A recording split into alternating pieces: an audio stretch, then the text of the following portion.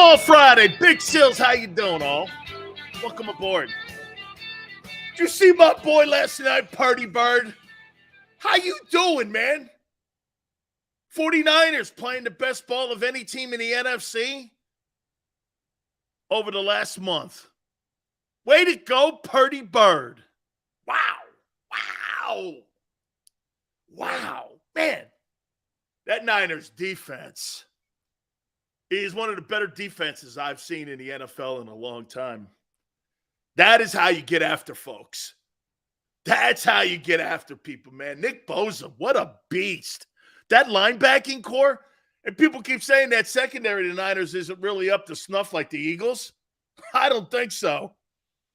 They got a bunch of good dudes back there, man. Again, welcome aboard here. Please hit the like button. Wow.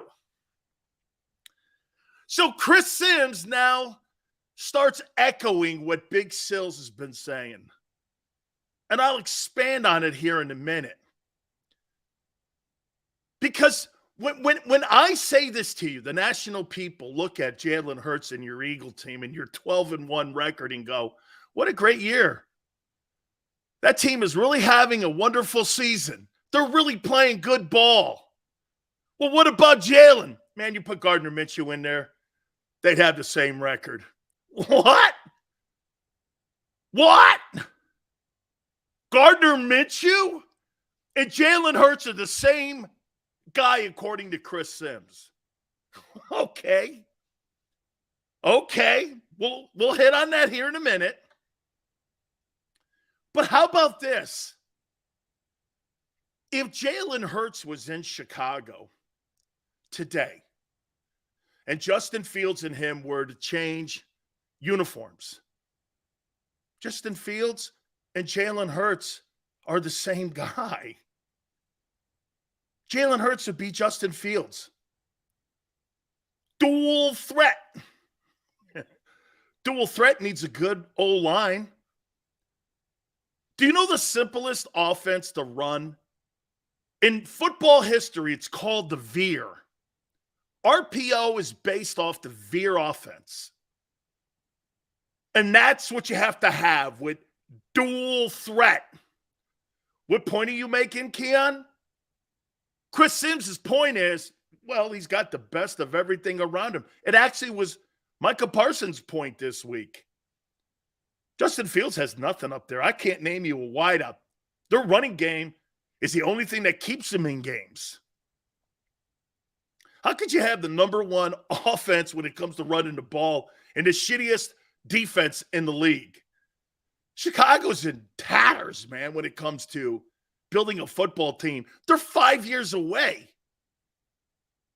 You get the worst defense in the league. Wow.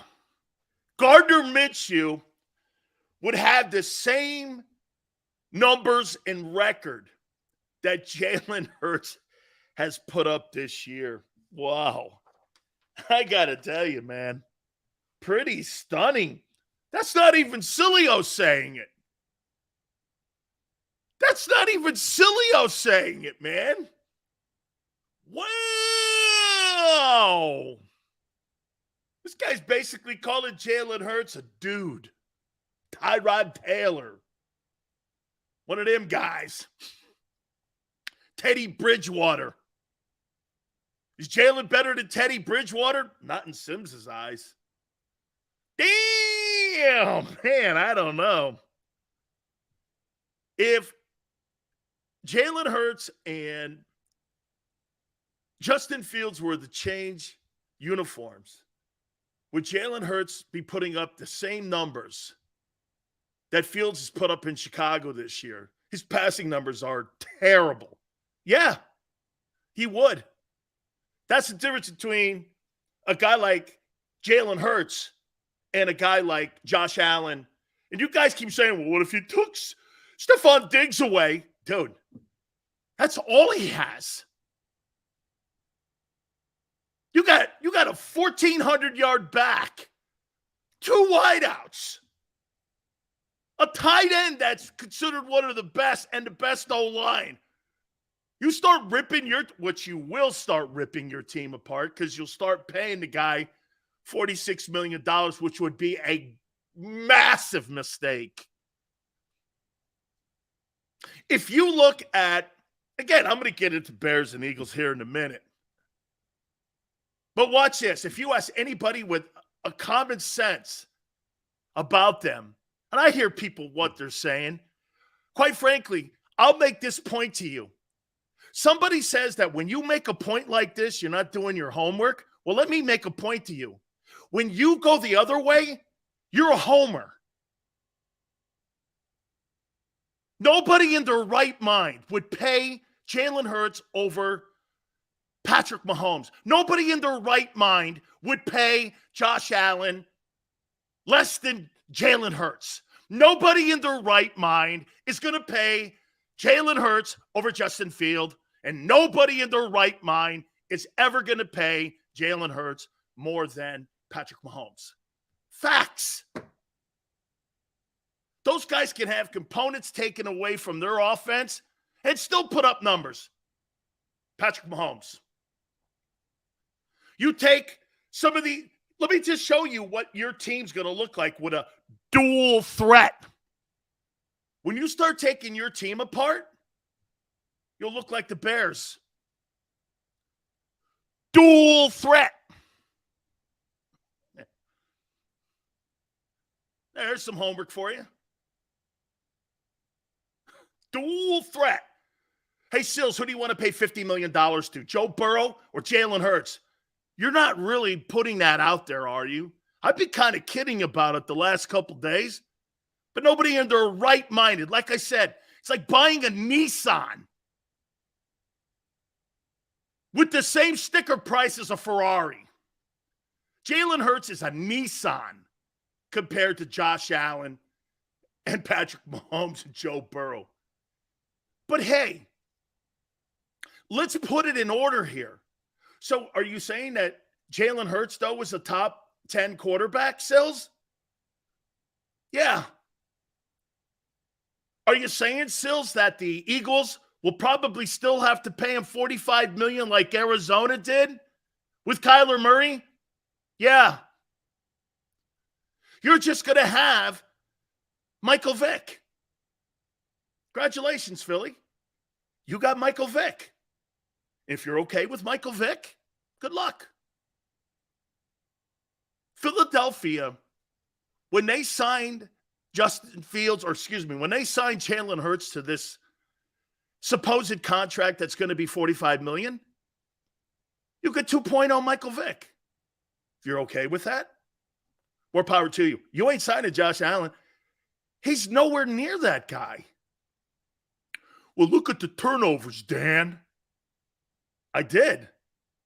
And they still win.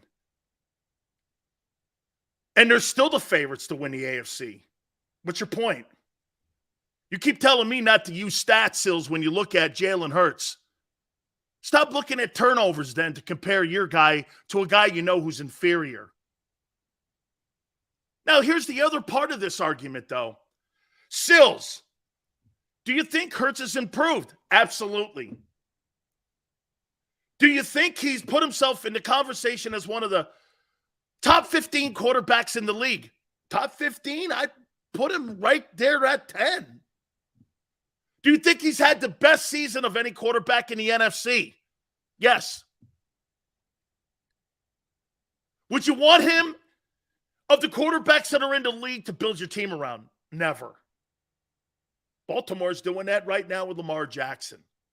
You want to hear something? I think Baltimore's going to punt on Lamar. Let me ask you something about Lamar Jackson. Do you think his investment has panned out this year and his gamble has paid off this year? Do you think it's paid off or he didn't sign that $250 million contract? Do you think his gamble has paid off? If anything, Baltimore comes in with lesser money now and lesser guarantees. And if he doesn't take it, I say they punt on him. I say they punt. Dual threat. We draft another quarterback? Absolutely. I think you guys are missing my point. Just because I'm saying Jalen's not Josh Allen or Joe Burrow, I think you got a winner. You're missing it. You're missing it. Hey, man, nobody in their right mind would ever look at somebody and do this. Hey, I'll tell you what, man. Here, let me get all of Q and keep paid. We draft another quarterback. What do we do then, Sills? In all seriousness, our window is now not in 5 years. Completely true. Your window will be shut closer. Or excuse me, your window will be shut even quicker if you pay the guy. Your window will be shut like it was with Wentz. It's funny, every time I talk to people in Philadelphia on how sold they were on Carson Wentz and all cool with the organization and giving him $32 million, you guys have the same passion today that you did for Wentz then. You thought the organization was right. How do you know you're right this time with a guy who's dual threat and dual threat don't win? And it doesn't win in this league. How do you know that? There's no precedent for it. And there's a small sample size. This is a small sample size. And you want to be Arizona and pay a guy $46 million? I completely subscribe to what Chris is trying to say. Kid's improved. He really has. He disagrees also with Micah Parsons and Jalen not being a major instrument in the 12-1 record, which I also do subscribe to. You don't win games like, and by the way, Gardner Minshew, and I disagree with Chris. I think they're still a playoff team with Gardner Minshew, but they're not 12-1. And I don't know if you would still be the favorite. You'd probably still be one of the favorites to win the NFC. Your football team, if they had Gardner Minshew, you'd be the 49ers. How don't you see that?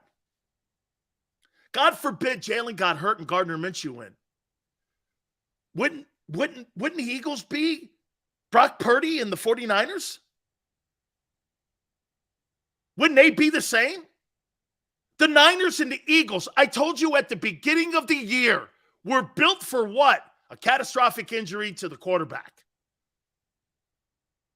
They're built for it. Why? They run the ball.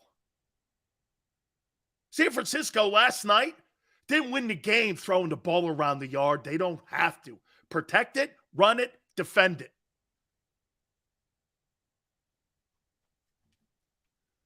I mean, you know why the Eagles are better than the Niners? In reality. You know why they're better? Because their quarterback's playing better. The 49ers are like musical chairs at the quarterback position. They're still the second best team in the conference.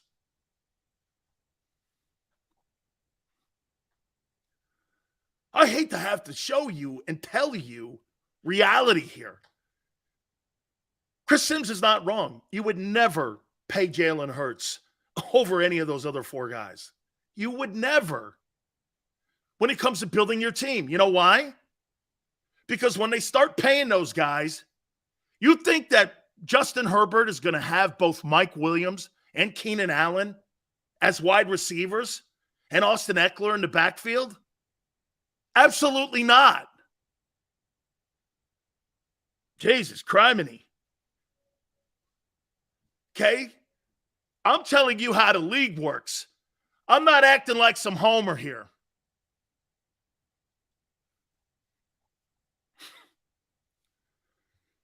If you just don't see how the guy, of course everyone sees it. It doesn't matter. Well, it's not right. No shit. No shit. Larry goes, this guy's ridiculous. What's the most ridiculous thing I said? That you would pay $50 million for Jalen Hurts over Josh Allen or Joe Burrow? You talk about being a dumbass. You can't get any dumber than that. You can't be any dumber. Dumber. Ridiculously dumb. Watch this.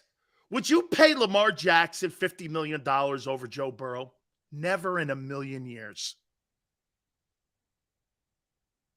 Lamar Jackson's gamble has not panned out. Why is that? Dual threat. Don't ever pay a dual threat quarterback that kind of money. Arizona just found out on Monday night why.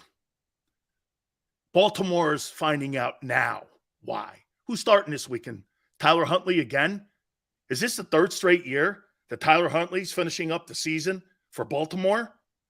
Why in the world would I pay Lamar Jackson $250 million when he can't finish the year? Dual threat. Steve Young. Yeah, okay. Steve Young. You're right. Steve Young led the NFL in completion percentage 5 years in a row. Relax, guy. Adam, it's not a slam on Jalen. It's an indictment on how the position is played with dual threat.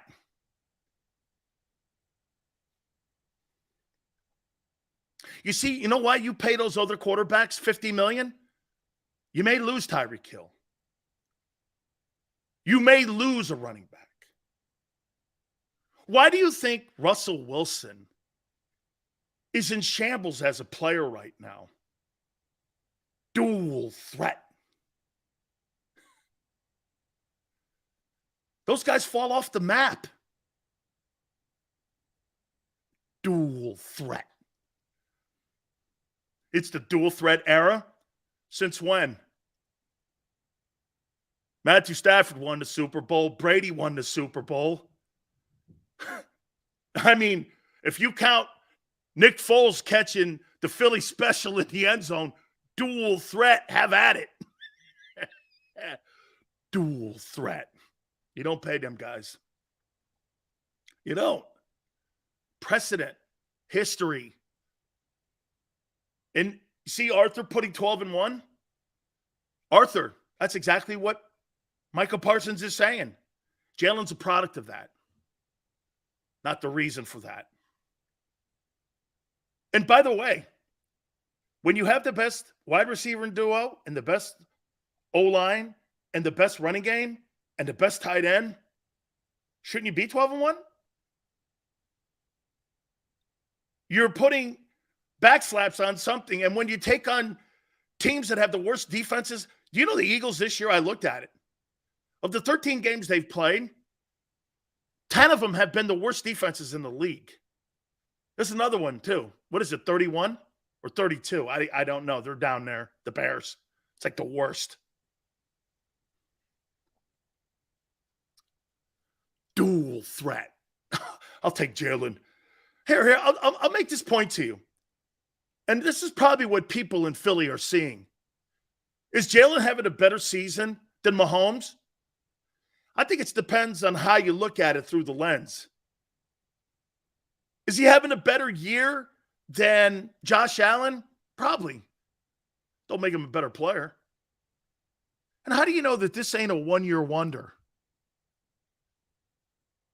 Didn't that ever cross your mind? How do you know this isn't just a fluke? He hasn't done it.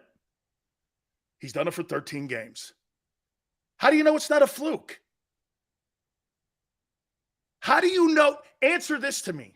How do you know this isn't a fluke? I saw Tyrod Taylor make a Pro Bowl in Buffalo. I saw Teddy Bridgewater make a Pro Bowl in Minnesota. How do you know this ain't a fluke? Wait a minute. Carson Wentz was a fluke. Carson Wentz was a fluke. The Philly fluke. The Philly fluke is Wentz.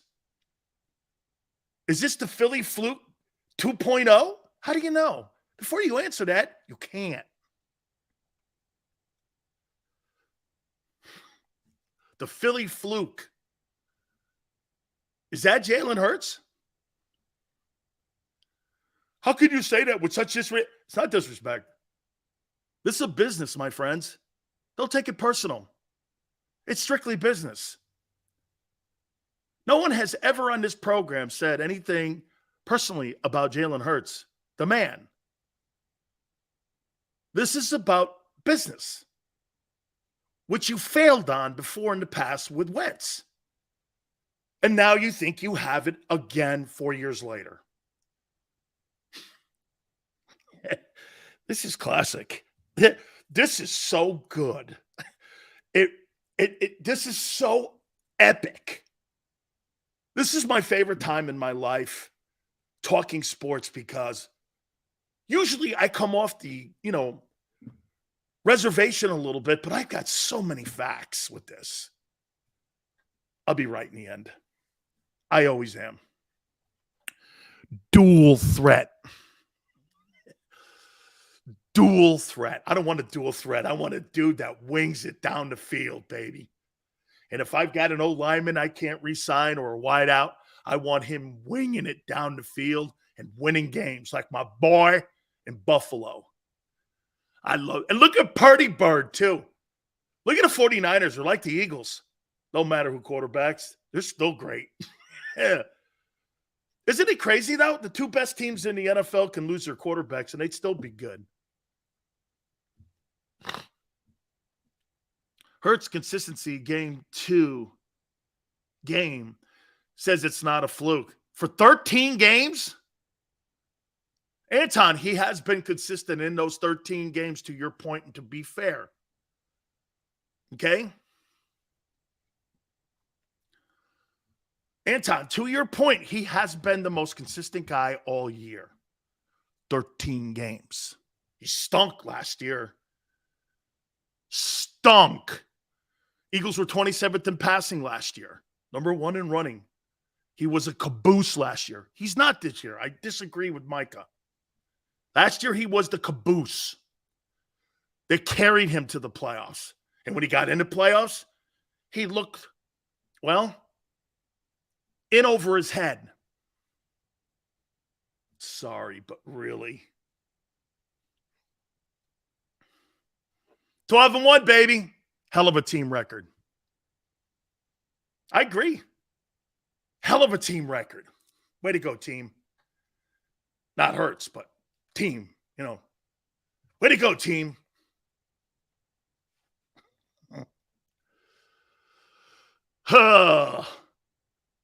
Let Josh Allen, before talking smack on Hurts, well, he's right on schedule. They paid him, and he's the number 1 seed. He is on schedule. Can't talk any shit on Josh Allen at all. He's going to get the bye. They'll have home field advantage in Buffalo. I don't know. I think the Bills are going to win the Super Bowl. That's what you pay him $43 million. How you doing? Hey, man. Dude, can you imagine Big Sills in March picking Bills and Eagles to go to the Super Bowl, and Allen wins the Super Bowl, and then you get your dual threat dude because you'd have 2 of them in the game. Then maybe that does break the glass ceiling. Yeah. Hey, how about this one? What's his name goes like this? Wait, does Allen have any rings? Bro, honest to God, when you watch Josh Allen play and you look at Jalen Hurts, you think Jalen Hurts is better? There's really no convincing you then. And I'm not going to have that argument with you because it's a ridiculous argument. Okay? It's ridiculous. It's like when you watch Big Ben and you watch Aaron Rodgers play. Big Ben's got more Super Bowl wins. But do you actually think Big Ben is a better player than Aaron Rodgers? He's not. He's not a better player. When you watch Peyton Manning play and you watch Brady play, you don't really look at it and go, well, Manning's a better player. He's not. And by the way, there's another example. So Tom Brady never had a first-round draft choice in his offensive huddle in his entire career in New England. Manning had Edgerrin James, Marshall Faulk, Marvin Harrison, Reggie Wayne, Dallas Clark, and an O-line intact for 10 years. He underachieved in Indianapolis. got one Super Bowl. Really? Him and Tony Dungy, one Super Bowl. Well, it was in the Brady era. I know Big Ben's got 2. Eli's got 2 at one place. Hurts over Allen. Bro, good luck to you. I would never pay that. So if you take the running game away from Jalen Hurts, okay? You take the running game and the tight end and the other wide out away, and you have A.J. Brown. You think they're 12-1. Holy shit. Oh, we're going to find out soon enough, though. We'll find out real quick. Oh, yeah.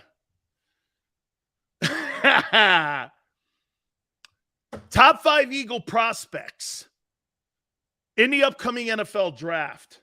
Dave Wannstedt in hour 3, part of the Bears broadcast team and former Chicago Bear himself.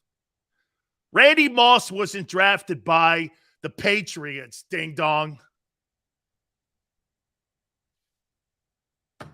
They picked him up for a 6th rounder with the Raiders. And the Patriots sent some stiff DB from Syracuse to the Raiders. There's not one player offensively that Tom Brady played with, skilled-wise, when they won a Super Bowl. Welker was cut by the Chargers. It was a special teams, dude. Edelman was a quarterback in college. Amendola, I don't know what he was.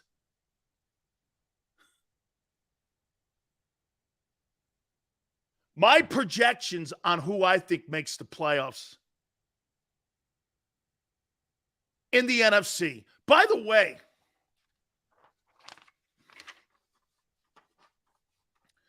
Gronk Hernandez. Hernandez was a 4th rounder, jackass. And Gronk was a 2nd rounder. Sony Michel, I believe, is the only guy in 21 years. I think Sony Michel, the kid from Georgia, is the only guy, that running back. I do think Sony Michel got a Super Bowl. Sony Michel in 21 years, the only skilled offensive player in New England. I got something for you. I want to throw this at you, too, on why the Eagles are where they are. Watch this. I got the offensive paychecks for the Eagles here. Watch this. I'll tell you, with incentives, okay? With incentives, the number 1 player in New England, the number 1 player in paycheck in Philadelphia, A.J. Brown, $25 million. Number 2, I'll tell you what, I told you guys, man, the left tackles get more, and they do get more. But Lane Johnson making $18 million is pretty healthy. Good for him, man. He's the 2nd highest paid guy in the offensive huddle. Number 3, Jordan Mailata at $16 million is number 4. Number 3. Dallas Goedert at $14.2 is 4th.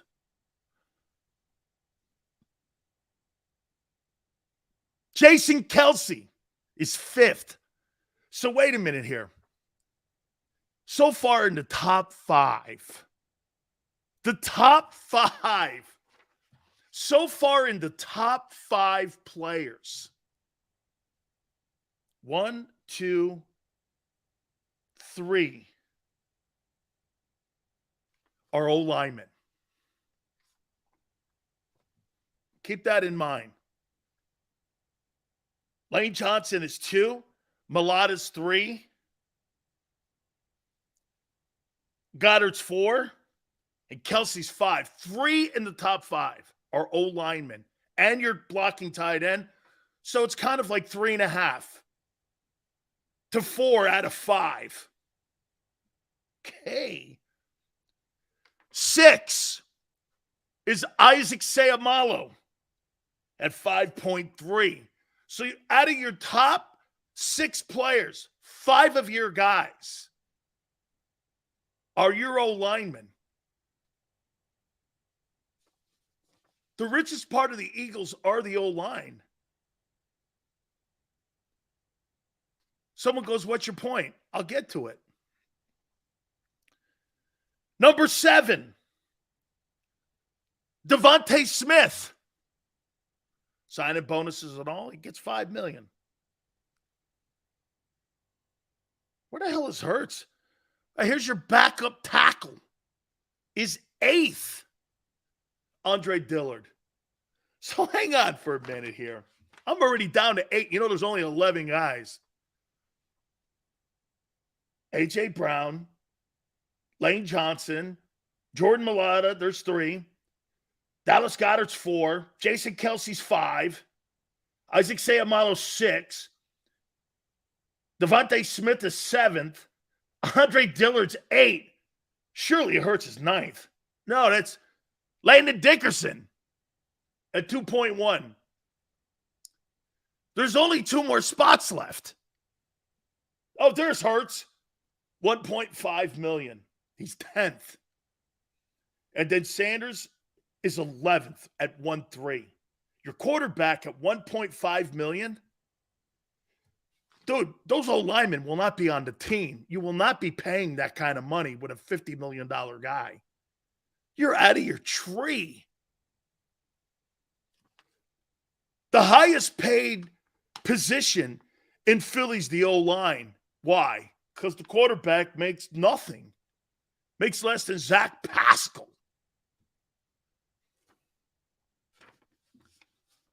You don't have a window of 5 years to win a Super Bowl. You got a 1-year window with an extension. This thing will be shorter than that stint you had in 17. 16 free agents, and your quarterback is making 1.5, and your O-line. Look at the money they spend in the O-line. Shit, the 2 tackles make $45 million. Where in the NFL do you see that? Where the average is $8 million going across the board with a $50 million quarterback. Show me. And a $25 million wideout. Oh, man. Oh, man. Did we talk about this last month? Hassan wants to know. Yeah. Especially when you start talking about paying Joe Burrow less than Jalen Hurts. Dual threat. All right. Let's move off that. I kind of agree with Chris Sims, but not totally. The guys he mentioned, you never. But, again, to the point of Jalen Hurts, Jalen's improved so much. It's a cool. I'll tell you this. Hurts has to win the most improved player in the NFL. He has to win that award. You know, he may not win the MVP, but he's got to be the most improved player in the NFL. Kudos. Congratulations to you. You win the little kitty award. Here's the little kitty award. You know the guy that is like, you know, he's the last dude picked on a pickup team. And here's the guy here for the most improved. You know, you always give that award to some stiff dude, but he's not.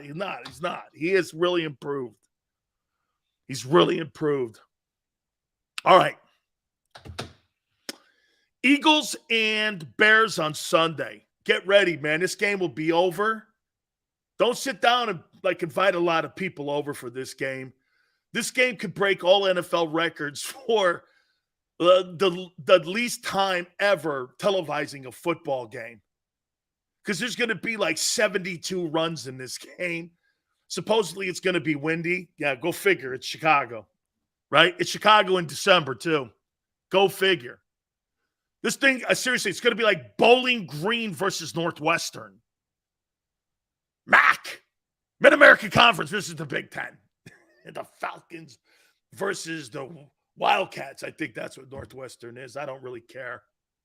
Northwestern doesn't build teams. They build debate teams and nuclear bombs. Who cares, really? 18 people show up to the game. Anyway, there'll be a lot of running in this game. 2 dual threat dudes. Holy cow. How many passes, Sills, are you expecting from Justin Fields? 4. How many passes are you expecting from Jalen Hurts? 10. 2 dual threat guys be going after one another on Sunday. Hey, it'll make a quick game. It'll make for a quick game, though, so don't worry. You'll be 13-1. Hey, by the way, man, I want the Cowboys and the Eagles to both win. You kidding me? I want the build-up for this bad puppy next week like you've never seen. I would never in a million years want anything to damage that. I don't want one team limping in. I want everybody at their best. Because this is the only way Jalen Hurts is going to win the MVP award. Don't wish for Dallas to lose that Jags game. If you want your boy to really have a true consideration for the MVP award, how many times all these Philly guys keep talking about how well he's played? You got a guy like Sims who actually has an MVP vote too, who's not going to even remotely go near Jalen Hurts on the MVP. Tell you what, he puts up 5 touchdowns against the Cowboys at Christmas Eve, and he throws for 375 yards in Dallas. Jalen Hurts is going to win the Most Valuable Player award. That's a fact. I'll vote for him. Because you know why? Christmas Eve is going to be the biggest stage of the year outside of the Super Bowl. Why would you want to dent that? Why would you want to deter that? Let the kid this is the kid's chance. Patrick Mahomes had a national stage on Monday Night Football against the Rams 4 years ago. It was a coming out party. Everybody kept going, wow, this guy Mahomes, he's really good. I hear a lot about him. They got in that shootout. Everyone left that game that night. What were we doing? Holy shit. And now when Mahomes throws these underarm passes, now everybody's like this. Hey, man, see that every week now. Now we gauge him on postseason. Do you understand you're still gauging Jalen Hurts on regular season shit? Keep putting 12-1 up. Patrick Mahomes, Joe Burrow, Josh Allen, they're gauged on postseason play, not Jalen. Every time you guys put that stupid record up, you're talking about regular season.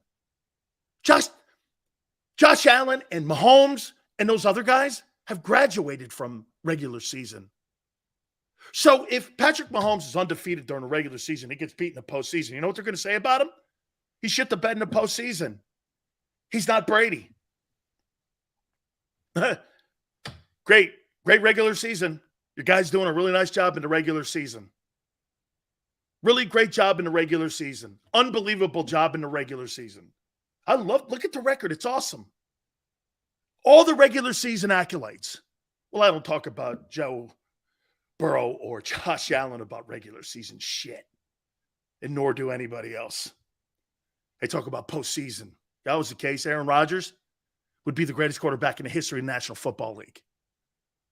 Nobody cares about regular season shit. But you keep talking about regular season. That's why he's nowhere near the conversation with a lot of people in the MVP.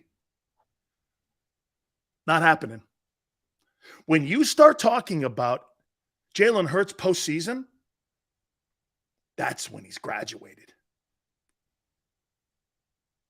Every show, radios, what I do, talks about the regular season he's having.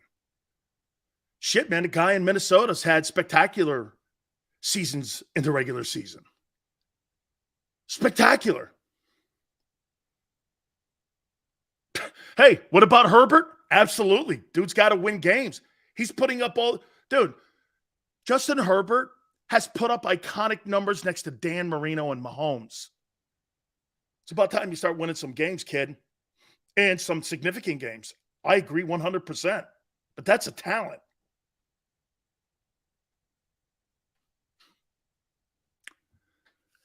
Hey, you see Jalen's season? Yeah, I don't care about the regular season. When it comes to MVP conversation, I don't care. Are you a postseason machine? Do you step up in the postseason? Do you win games? That's why that Kyler Murray guy and that contract, you're going to pay a guy on regular season accomplishments, you'll always fail. You'll always fail. You know the one thing they'll always say this about Jimmy Garoppolo? Jimmy Garoppolo's contract is not bad.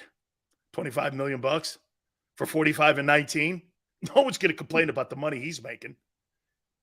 That guy's under market value big time. However, no one complains about that. Kyler Murray, $46 million. You'll get your GM and your head coach fired. GM's now taking a relief because of stress. You think? $46.1 million of the Bidwell money? Hey, you might need a rest. MVP is a regular season award. That's not how the voters do it, though. That's why the voters look at, and I agree with D. Gunn on this one, popularity and legacy. The MVP is about, hey, this is what they're saying about Aaron Rodgers now, and he's won a Super Bowl and a Super Bowl MVP. That was over 10 years ago, guy. What have you done for me lately? Well, I've only won 2 MVPs in a row, and I'm the 4-time MVP in the NFL. I actually got more MVP awards than Tom Brady. Yeah, but have you seen your postseason record? You're 13-12. Don't you want your guy being gauged on postseason play instead of regular season play? Oh, wait, you're not there yet. That's why. He's coming along. Kid's getting better. Kid's getting better. Kid's getting better. Look at Shakur. 12-1 or 10-3. Home field advantage. Home field advantage. That's what I want. Home field advantage. Hurts will win Super Bowls. Good luck. This is what I see happening in this game. This will be a Miles Sanders ball game. I could see Miles Sanders going for 145 in this ball game against Chicago. Why would you throw it? There's no reason to throw it and have the opportunity of it being so windy, tip passes, high percentage plays. Run the hell out of the football, man. You're going to blow that team out. They can't defend the run. So wait a minute. The second best rushing attack in the NFL, the Eagles, versus the worst rushing defense in the NFL. What are you doing? Why in the world? And Xander said something to me at the beginning of the show. He goes, hey, they may want to try to get Smitty out. Bro, it's about winning this game and playing in Dallas. I want Devontae Smith to show up in Dallas, not in Chicago. Okay? The reason that football team is 12-1 is because of not that kind of thinking. Let me get the touches here to this. Dude, get the hell out of town in Chicago. Then you got all week to prepare for the Cowboys. I need Devontae Smith in that Cowboy game. I don't need him in the Bear game against the number one worst rush defense in the league. Why would I need Devontae? Why would I need AJ? I need Miles Sanders, the second most important player in the huddle. Second most important player in the huddle. Okay? Fields is a passer. Look at the numbers. They're atrocious. Now, I think it's got a lot to do with the talent around him, but he's atrocious. You couldn't have any more differences when it comes to the defenses, too. The Bears have the worst defense in the league. The Eagles have one of the top 5 defenses in the league. I think this is going to be a field day. That's why you're not going to see a lot of passing attempts from Chicago. They're going to try to keep it in 3rd and long, and they're going to try to run the ball as much as they can. And guess who's going to have to be the catalyst in this? Dual threat. Dual threat.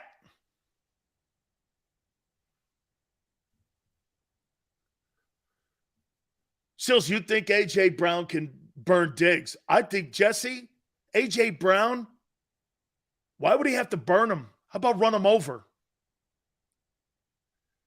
I think that kid Diggs in Dallas, I think he's overrated. He gambles too much, and I'd have him more on a leash in my defensive structure than what he does with Dan Quinn. I think he gambles too much, and I think he gets beat a lot. I'm not a fan of Diggs. Actually, I think Bradbury's better. Slay's by far better. I look at Diggs and I too many gambles. Way too many gambles, dude.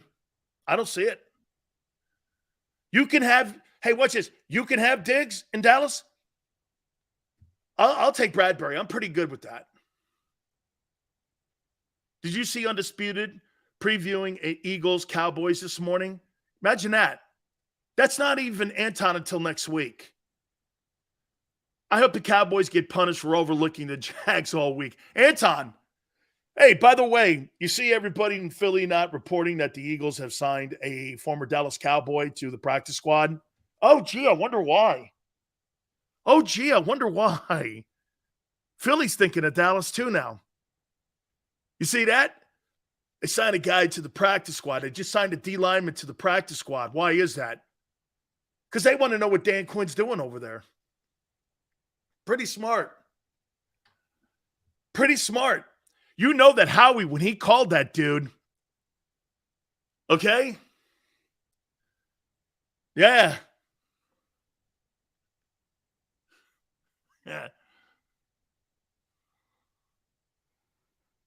31-14.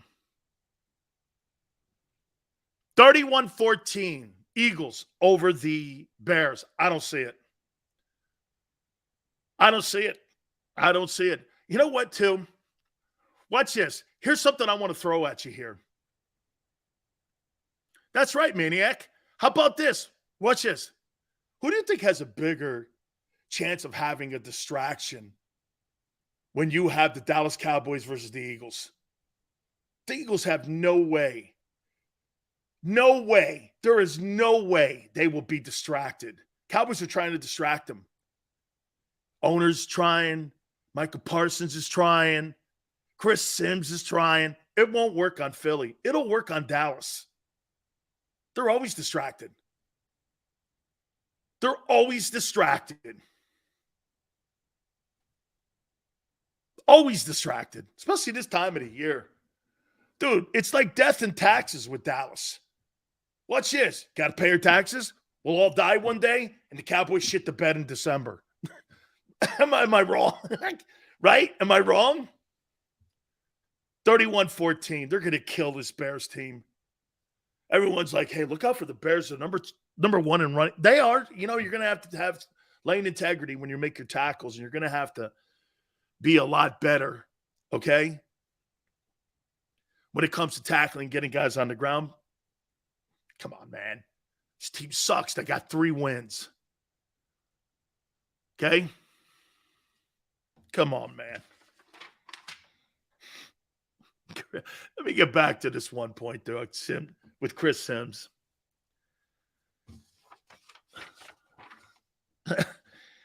Chris Sims makes the comment. It's an analyst. Micah Parsons, though, has written checks all week long that he has to cash. Hey, dude, let me say this to you, because I know you watch the show too. You respond on my Twitter page all the time. Hoss, you've written checks this week that every guy in that Cowboy locker room and front office are going to be looking at. And if you pull one of them New York Giant games where you went into the Meadowlands and you were a no-show, or when you got your face kicked in by Lane Johnson and you were a no-show until you got going against Jack Driscoll, don't come barking at the media again and saying, hey, Jalen Hurts sucks. Bro, you sucked. You need to cash these checks. There's two dudes in Dallas that have put themselves in immense pressure. Dude, Dak Prescott has to win this game. He has to beat the Eagles. Jalen doesn't. They'll still be the one seed either way. You want to win it because you want to close the shop on this thing. Get ready for the postseason. Okay, you do. But dude, Dak Prescott and Micah Parsons put himself in the bullseye. Dak is in the bullseye because he makes $45 million and he's sucked in the post. Here again. We don't look at Dak Prescott for regular season numbers. Last year, the Cowboys were the number one team offensively in the NFL. They got bounced in the opening round. People are dumping all over Dak. Why? Postseason play. Well, when your boy graduates, Jalen Hurts, out of the postseason or into the postseason conversation, let me know. You guys are throwing 12-1 up and look at his numbers all year. Congratulations to you. Keep doing it. No one looks at him as a postseason guy yet. It's incomplete. It's incomplete. I saw Josh Allen and Patrick Mahomes last year put on one of the greatest performances in postseason play. And both those guys are 24. Those guys are your faces of the league. Hey, Brian, your regular season stuff is great. Wake me up in the postseason when your boy does something. Let me know. Let me know. There's a difference in how you – watch this. Nobody cares what Patrick Mahomes – they care what Mahomes is going to put up this year because of what he's done in the postseason. What is it, 4 now straight AFC championship games? Guys won a Super Bowl MVP, regular season MVP. He's 26 years old. They gauge him now on postseason play, not the regular season. Joe Burrow now is graduated because he won an AFC championship. There's graduation. You're going to get to turn the little thing on your hat. Jalen's still waiting to get his name called when it comes to graduating. Because you know why? You guys do this. 12-1. Look at the numbers. He's leading the NFL in quarterback. Who cares? Who cares? Postseason, baby. How you done? How you done? Oh, okay. Well, look at Spike. Excuse me. Allen's 26. Excuse me. He's not 25 or 24. He's 26.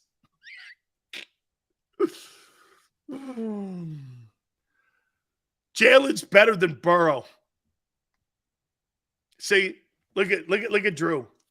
So Drew would pay Jalen Hurts $50 million over Joe Burrow. I can't even. It's quite funny. 12-1, baby. Hey, that regular season record is great. Great team record, man. Guys are killing it. Dak makes worse mistakes than rookies. Hey, Vlad, let me ask you this, Vlad. You think Jerry Jones wants a return on investment with that contract he gave Dak Prescott? You think the Raiders want to get a return on investment with that money they gave Derek Carr? Drew, Burrow's ACL is like Tua's physique. The only thing, Drew, my boy who's the gunslinger in Cincy, he sits back there and picks teams apart. He's not dual threat. So that doesn't really bug me. If my dual threat guy, like Kyler Murray, blew out his ACL, I'd have a problem with that. Because without him running around, Kyler Murray's not a $46 million player. He wasn't a $46 million player prior to the injury. But you paid him. Market value, dual threat. Dual threat. God, I love that. Unbelievable. By the way, dear God, please let Jalen stay healthy. Please. This is, are you kidding me? Shit. Gardner Minshew. Hey, then again, Chris Sims says your team would be the same like the Niners if Gardner Minshew was your quarterback. You'd still be a playoff team. I agree with that. Do I think you'd be 12-1? No. But do I think you'd be a playoff team like the Niners? So wait a minute. If you lose Jalen Hurts, you guys wouldn't be like the Niners? You wouldn't? You'd be what? Like the Vikings? The Cowboys? Gooper Rush? Right? Shit, if the Chiefs lose Patrick Mahomes, they'll be in the top 5 picks of the draft in 2023. I agree. I think Gardner Minshew could carry this team with all the tools they have to the playoffs. I do. Do I think they'd win a Super Bowl? No. Then again, no. I don't. Could they make the Super Bowl? I don't know, Nick Foles. Let's ask him. Dude, do I have Nick Foles' number? I think I do. Once the regular season's over, I think I gotta. I know how to get it, though. You know who I'll get it from? I'll get it from Frank. If I don't. Let me see. I gotta have Nick Foles' number. Oh, I have it. We got to get Nicky on after the season. Little Nicky Foles. Little Nicky Foles is like Brock Purdy. Dak says Minshew would go to the NFC Championship game. I think Sileo set up the interview between Parsons and Nice one, Fly. I like your thinking. Very good, Fly, because that's right down to Sileo alley. Starting a Donnybrook, I've been known to incite a riot before.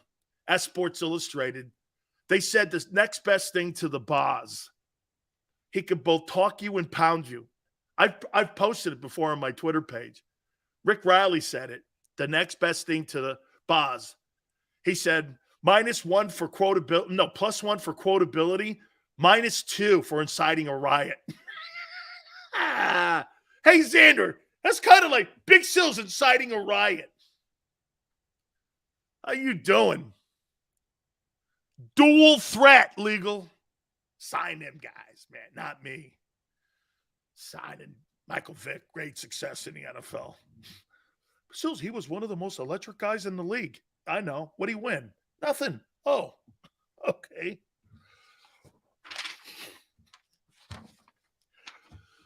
Oh, man. Oh, man. Oh, man. Oh, man. Eagles top 5 prospects with that pick of the Saints. Plus, because you guys think they're winning the Super Bowl, the 32nd pick. There's 5 dudes that I'm looking at that the Eagles might want to identify.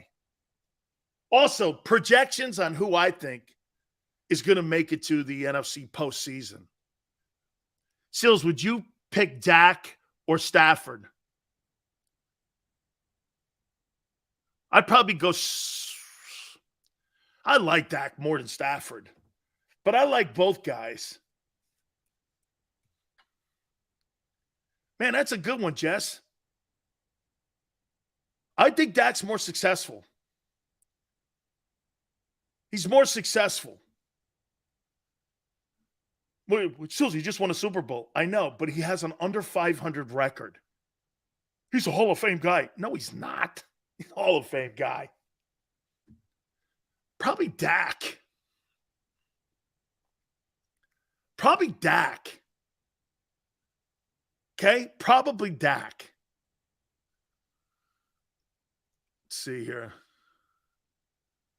Let's see here. What other franchise other than the Chargers wait 7 years to get to the second round of the playoffs? Dallas and 215. Dude, I think the Dak Prescott deal, I you know what I kept saying? Don't sign the guy. Don't sign the guy. Well, it's market value, Dan. Don't sign the guy. Dan, you're a racist for not supporting it. Don't sign the guy. Go back on my Twitter feed. Don't sign the guy. Yet you're just being Don't sign the guy. And 3 years later, we're still waiting for a win. You think Jerry Jones has got his return of $45 million? These contracts never pan out. None of them. Now, we'll see if Allen does. He's on schedule. We'll see what happens in the postseason. We'll see what happens in the postseason. And Jalen, keep going in the regular season with all your great numbers. See, there's a group of guys that are evaluated on the postseason, and then there's dudes over here that are evaluated on the regular season. And Jalen's in the regular season still. All of you say it every day here. Every day. Barely any of you bring up postseason anything. You know why? Because we're still talking potential. He's done everything this year. He sure has improved.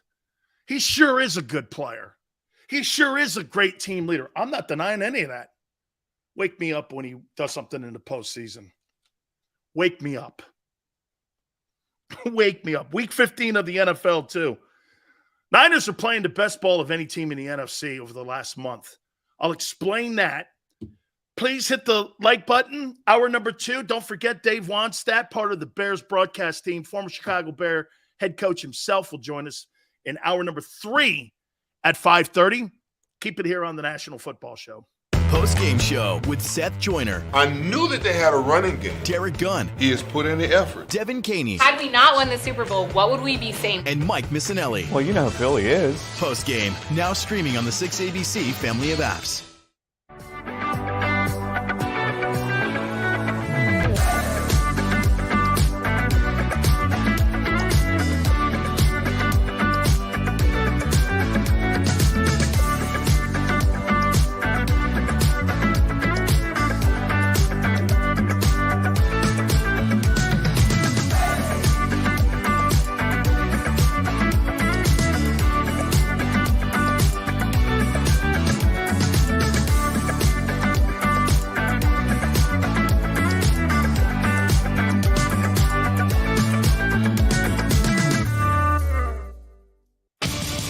The greatest fans on earth.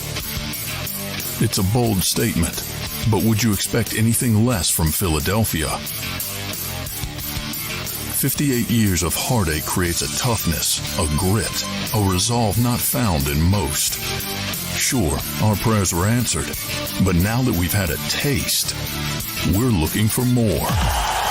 Pondley Hockey, official partner of the Philadelphia Eagles. Number 1, Jeff D'Ambrosio. Destination Downingtown is rolling back prices for a December to remember. For a limited time, you can own, not lease, brand new 2023 Jeep Wranglers for only $30,995 or $339 per month. New Rams starting at only $30,995 or new Ram 1500 Bighorn Crew Cabs $189 per month. Zero down can deliver. Get the price you want, the selection you need, and the VIP treatment you deserve. Jeff D'Ambrosio, Destination Downingtown, Big Finish Sales Event. Did you know taxes could be your biggest expense during retirement? Are most of your assets in tax-deferred accounts like IRAs and 401ks? Taxes are historically low today, but we're facing significant headwinds in the future. Do you have a plan? The Thrive Financial Team has more than 100 years of experience helping people across the Delaware Valley with forward-looking tax planning. Learn how to shift your money from forever tax to no or low tax accounts. Get your Thrive Retirement Tax Playbook today. Go for the beers, go for the cheers, go for the hit and the hits, go for the scene, go for the screens, go for the gallery, go for the win, go to Ocean.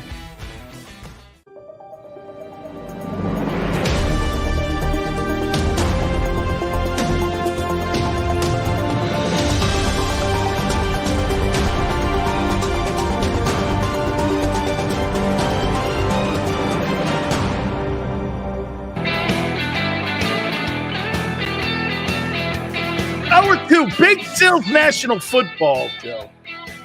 Let me see who the Niners have played over the last month versus who the Eagles have played. San Francisco 49ers schedule. Let's take a look on who they have played this year. Let's see. Let me see here. Who they've beaten. Let's see here. By the way, Christian McCaffrey is a star. Wow. He is a star. Here we go. So they beat a playoff team that's right now in the playoff picture in Seattle last night. Let's see who else they beat. They beat the Buccaneers, who are going to win the NFC South, and Brady destroyed them. They destroyed the Dolphins, who were in the 4 seed in the playoffs. So they 3 straight playoff teams? Get out of here. The 49ers, the 49ers have played 3 straight playoff teams and destroyed them? Let's see who the Eagles have played. Who the Philadelphia Eagles played in the last 3 weeks? Let's see here. They beat the Titans. Okay, that's a good win. I told you that's a good win. Packers are so far out of the playoff picture, it's a joke. They beat the Colts by 1. Hey. When's the last time you played a playoff team? Probably the Titans. It's got to be the Titans. Shit, man. 49ers just played 3 straight playoff teams. Can't deny that. Let's see here. They played the Giants, Tennessee, Green Bay, and Indy in the last 4 games. Wow. Dimes Jones. And then he got the 3-10. Now you got the 3-10 Bears. Wow. Jesus Griminy. You guys are really knocking down barriers with the shitty teams you're playing. How you doing, man? Last 3 weeks, the 49ers have destroyed playoff teams with who cares who's quarterbacking.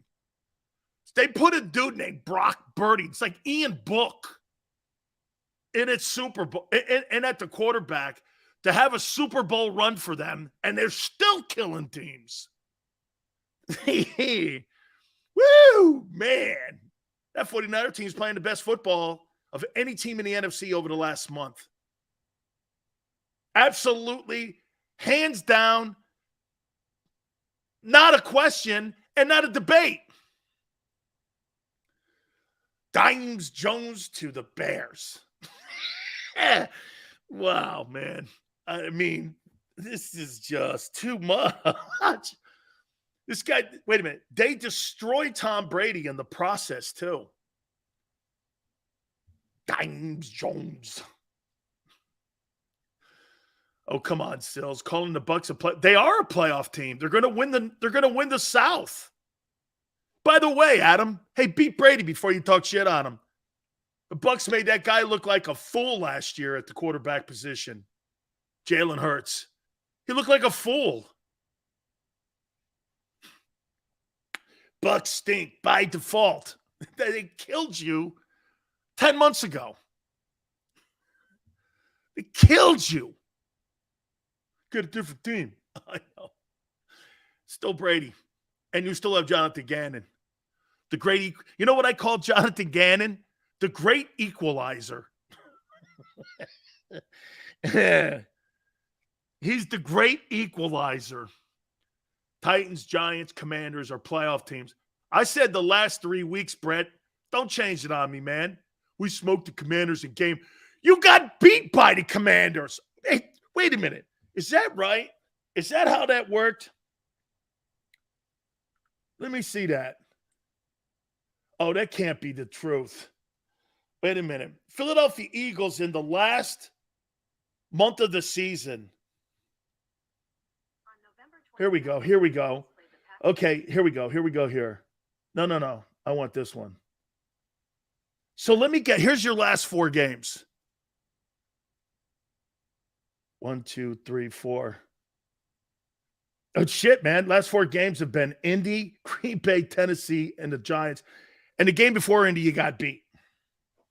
So who's been playing better ball over the last month and a week? The Niners. Damn. Facts again. Damn, Sills. You know, you guys are really great. You point it all out to me. You guys lead me. It's wonderful.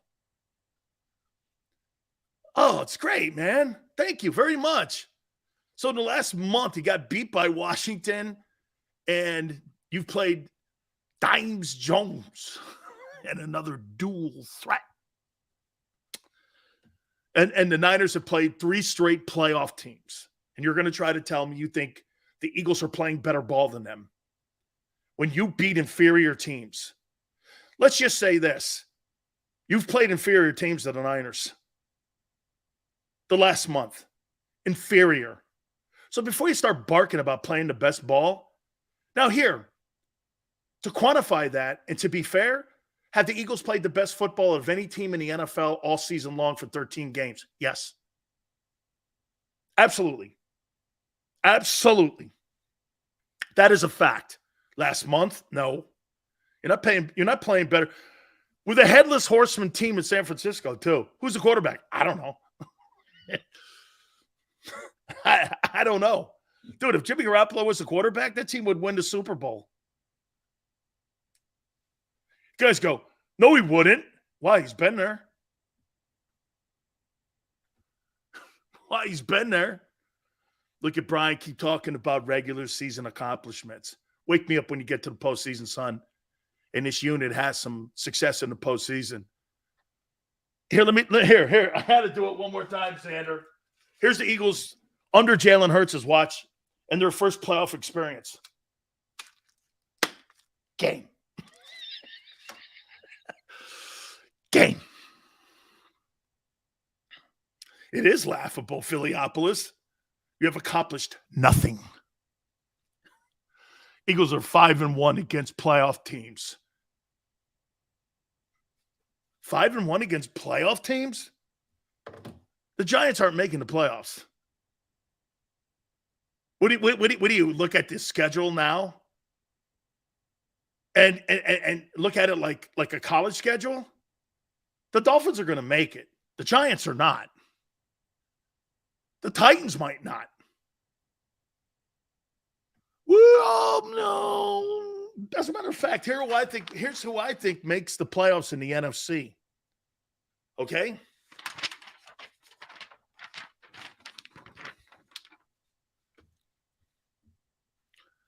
Here are the teams that I think at the end of the day and at the end of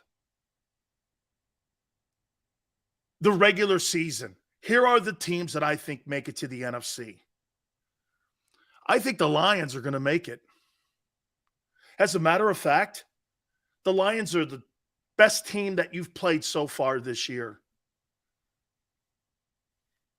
The Lions, the 6-7 Lions, have been the best team that you've played. What about the record of the Vikings? Lions just beat them. The best team you've played is the 6-7 Lions. Oh my God. No, it makes it sound right. It makes it sound not as good, the 12-1 record. Don't worry about it. Get home field advantage. No one cares. Okay? The Lions are the best team you've played this year. The Lions. Number 6, I think the Washington Commanders do make it. They got a pretty good coach. You got a good coordinator. They got a good defense. This kid, Tyler Heineke's pretty good. I think they'll be in the 6 hole. Brett says, at least finish my chat when I send you money. Commanders game 1. I apologize, Brett. You're right. Game 1, look at the stats. 9 sacks, win average, 5 and 6 a game, breaking season record for sacks and TDs. What is Jalen's record over the last 23 games? Keep talking regular season, Brett. Great. Wake me up when he graduates to the big boy table. You know what the big boy table is? Here's the big boy table. Xander, get ready. This is like the you know what, Christmas time, you have like the big folks table where all the parents sit. Then you get the little kiddie table. Jalen's at the little kiddie table. Okay, here's at the big table. You got Burrow, Allen, Mahomes. You got Herbert over here. You got that's a big boys table. And over here at the little kiddie table, you know, we get mac and cheese and stuff like that, right? Jalen's at the little kiddie table. Jalen, little kiddie table. Who else is young? Dak's at the kiddie table. Dak is, you know what the problem with Dak, though? See, Dak's getting too old for the kiddie table. You know when you sit in those little tiny chairs, Dak's about ready to break his chair. Dak's at the kiddie table. He's been there too long, man. But see, nobody wants to invite him to the big table for Christmas dinner. He's at the little kiddie table. Jalen's over here at the little kiddie table with Dak. Tyler Heineke, all them other guys over there. They all sit at the little kiddie table. Make sure you don't spill any of your Coke out of your sippy cup. You see, Jalen's still drinking out of a sippy cup. And you know, Mahomes and Allen and Burrow and those guys, they're drinking out of mugs.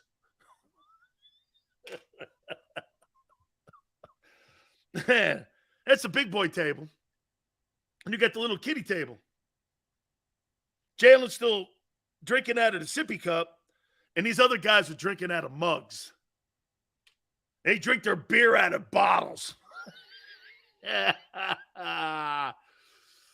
No. Hurts is at the head of the kiddie table. Yeah, I believe that. Sure is.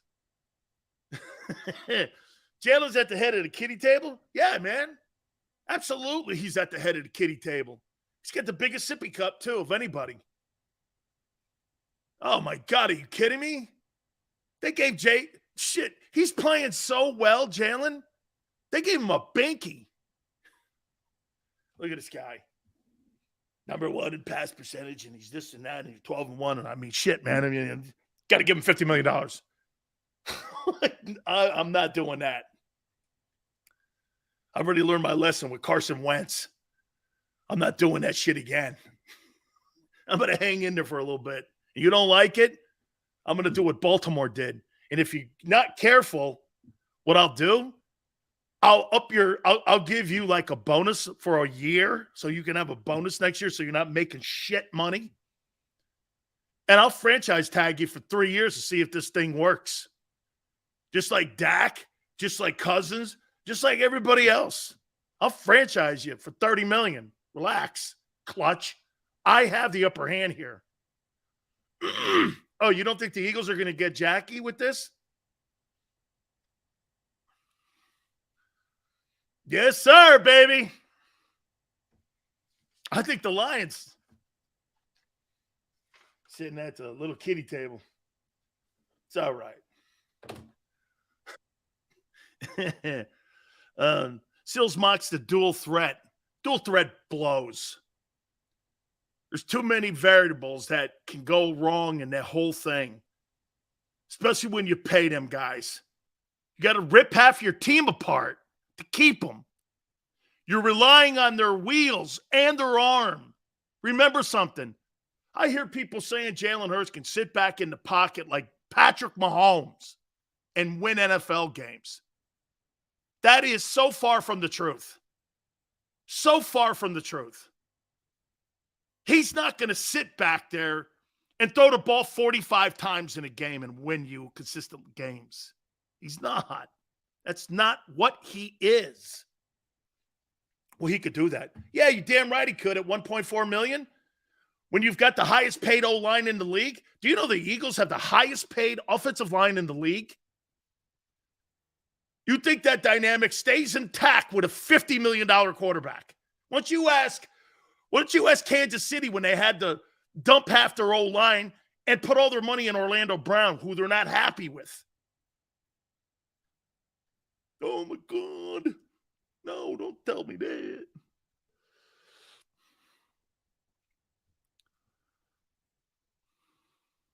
Hey. Oh, whoa. Don't be thinking that I think that the Cowboys are going to beat you or you're not better than them. I think you're by far better than the Cowboys. The Cowboys, let me tell you what they run under. Delusion. The Cowboys are coached with delusionary GMs, delusionary coaches, and they're delusionary fans.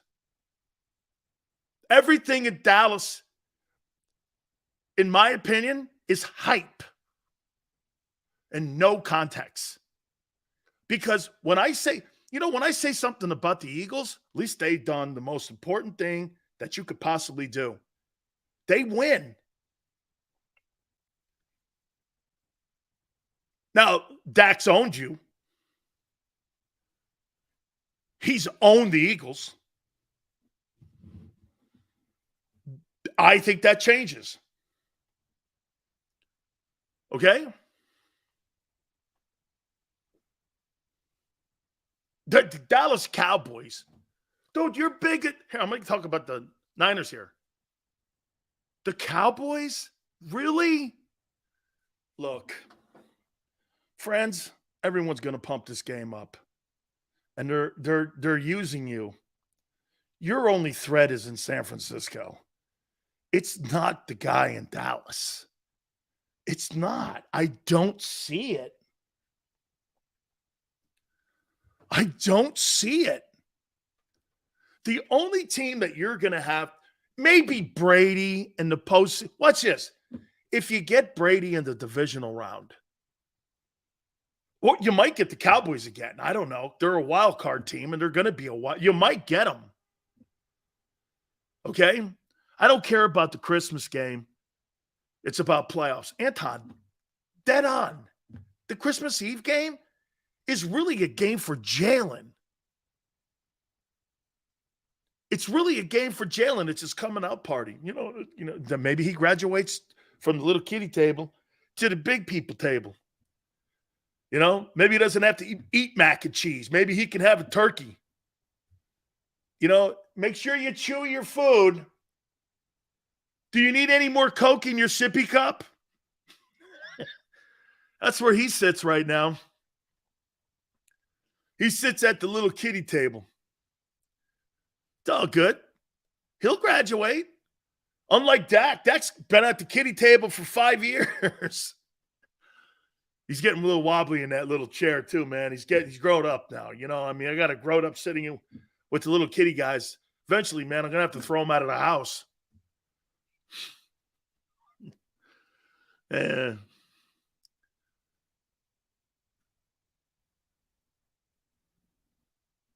Kids eat butter noodles at the kiddie table. Is that what Jalen likes? Jalen looks more like a steak eater. You know, he's a 650-pound squatter. Dual threat. You can't get over that. It just sticks in my mind. I mean, maybe we ought to make a Christmas album and get the guys like Kelsey and them dudes to make a Christmas album with Hurts. You know, we can, I don't know, dual threat. Maybe we can have an Easter album, you know, or a New Year's album or something. I don't know. Whatever. Right? You know, I can see Jalen dual threat, back the knife like that. Holy cow, man. This is too much. This is too much. The 49ers are playing the best football of any team in the NFC, and I'll tell you why. Look at the competition they're playing. and they're beating them up. Eagles are playing bums.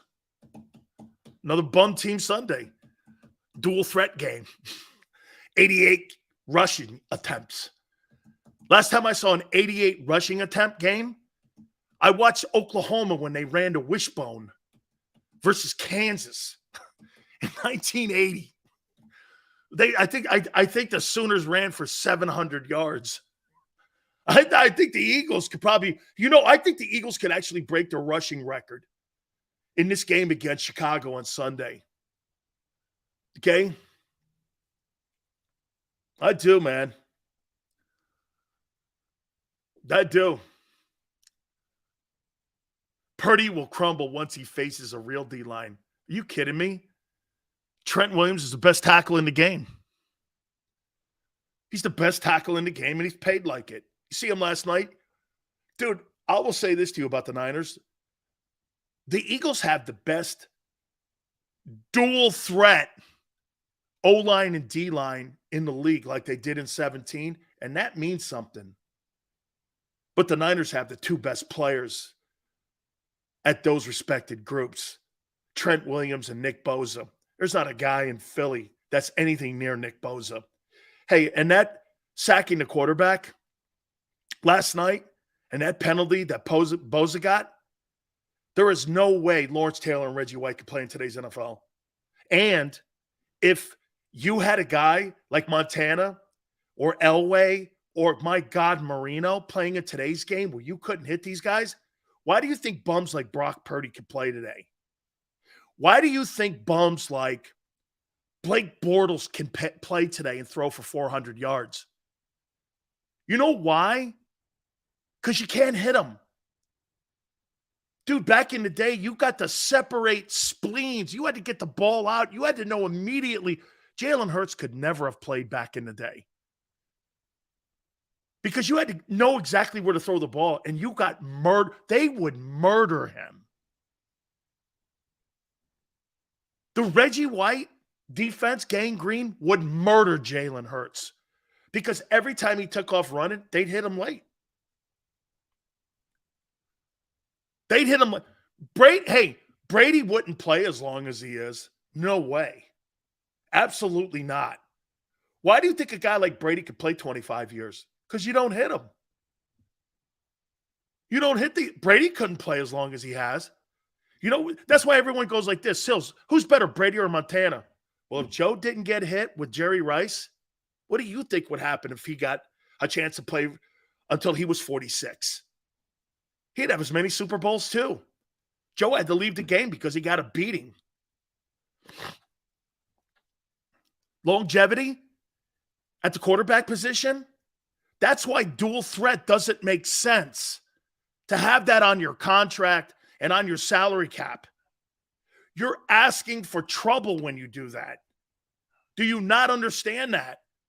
Today's NFL is the quarterbacks don't get hit. But if my guy's dual threat, you're putting your quarterback in harm's way.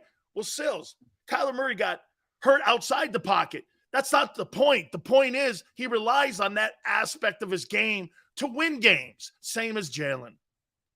That's why the rules today, you saw it last night on display on why it's important to have a drop-back quarterback. Because you can't hit him. I can hit Jalen Hurts. Taking off, doing something, him getting out in the perimeter and running and hurting his knee. Well, you ain't going to see any of those other guys like that. And by the way, if they are, that's not a part of their game. It's clearly not a part of their game. It's part of the dual threat. Okay? Nobody is going to build a team around a dual threat with what you saw last night with the roughing the passer. Think about that for a minute. Roughing the passer last night. Nick Bosa didn't do anything wrong last night. Nick Bosa sacked the quarterback, and they called a penalty on it. Jalen gets out in the open and gets it. Well, Dan, he takes care of it. It doesn't matter. It's a matter of time. Josh Allen, too. How many times I keep going over this with you guys? They don't fix that. That's why a guy like Miles Sanders in Buffalo makes sense.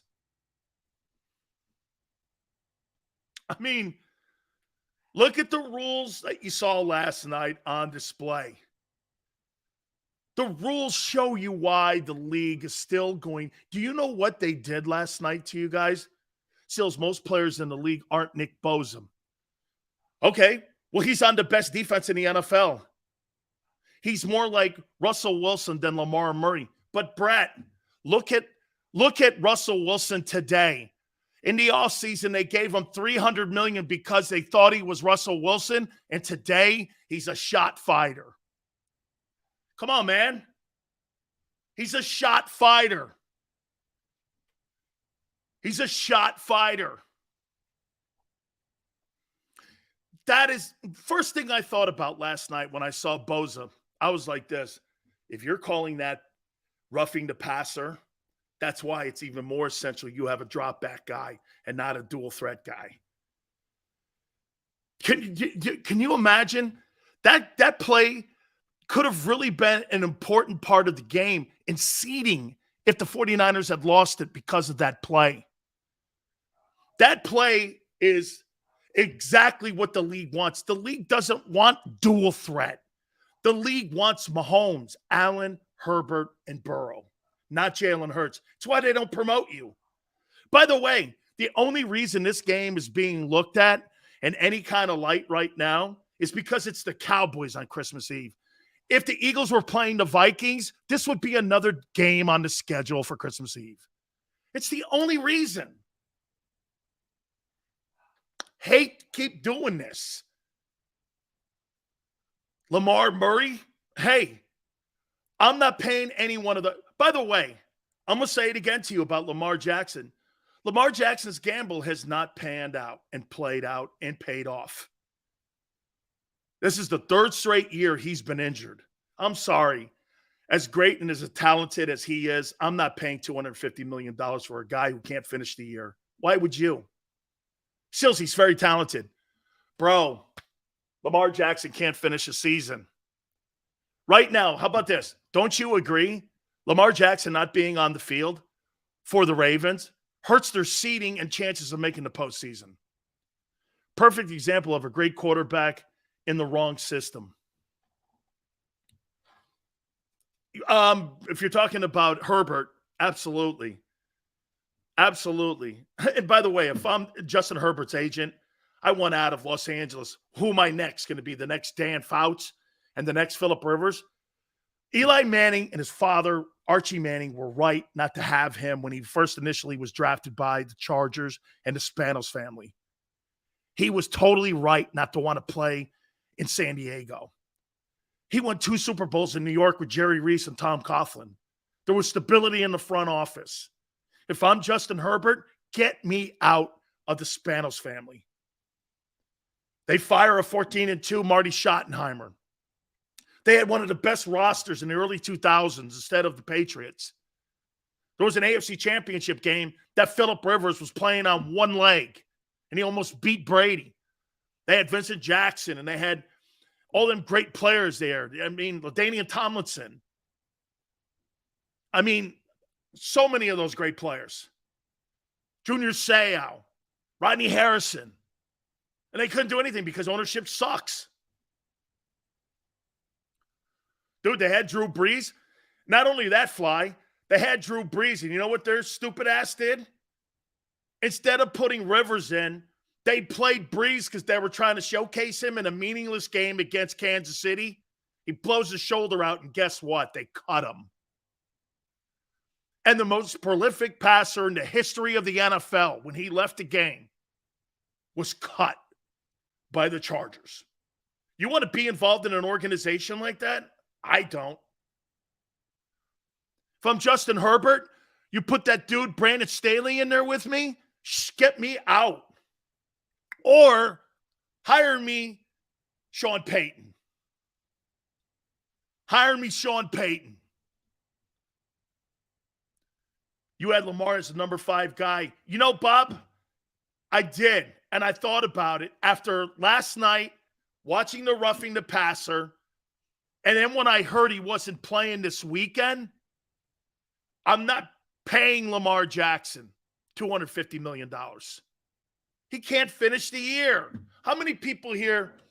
Okay, how many people? This is after an M. So let's play out Lamar Jackson.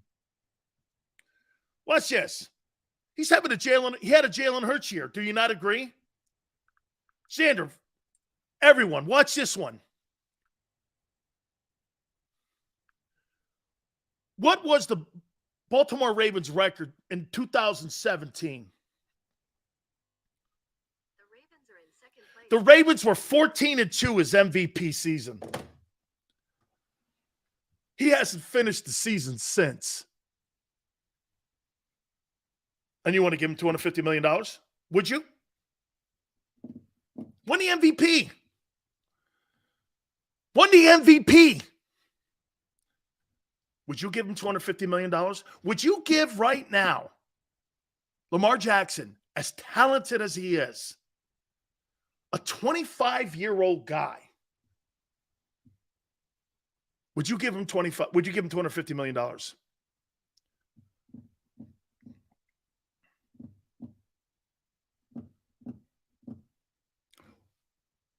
Hey, this is your guy.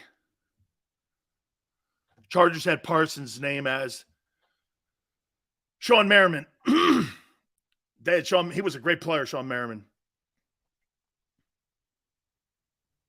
Yes, I would. Good luck to you. He can't finish a year. Don't worry, your guy will be there soon. All dual threat guys are.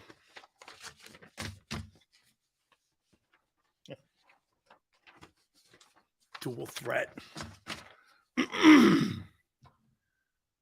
Guys, the 10th highest paid guy in the O-line. I mean, in the offense. And your O-line's the richest offensive line in the NFL. By the way, think about that for a minute, too, with the Eagles. You're 12-1.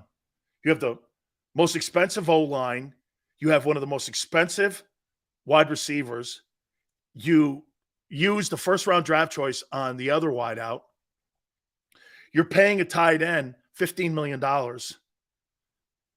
And the two guys on your football team that one of them you don't want anymore in Miles Sanders, and the other guy makes $1.4 million. The most productive players in your huddle are the least expensive guys. You've got the richest O-line when it comes to salaries in the league. Let's take a look at that. It's I didn't think about it until we started talking more about it. There's not an O-line in the NFL. Not an O-line. Lane makes 18. Mulata makes 16. There's $34 million. Seumalo makes 6. There's 40. Andre Dillard, he makes 3. There's 43. Kelsey makes 10 million. There's 53. Dickerson, he's the cheapest. He makes 2 points. You've got $55 million in salaries.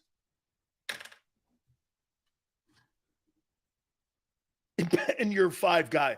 You have an average of $10 million per player in the O-line. You better be a top running team. I'm spending $50 million. Oh, get this. I'm spending $50 million of my $181 million salary cap on my O-line. I better have the best unit.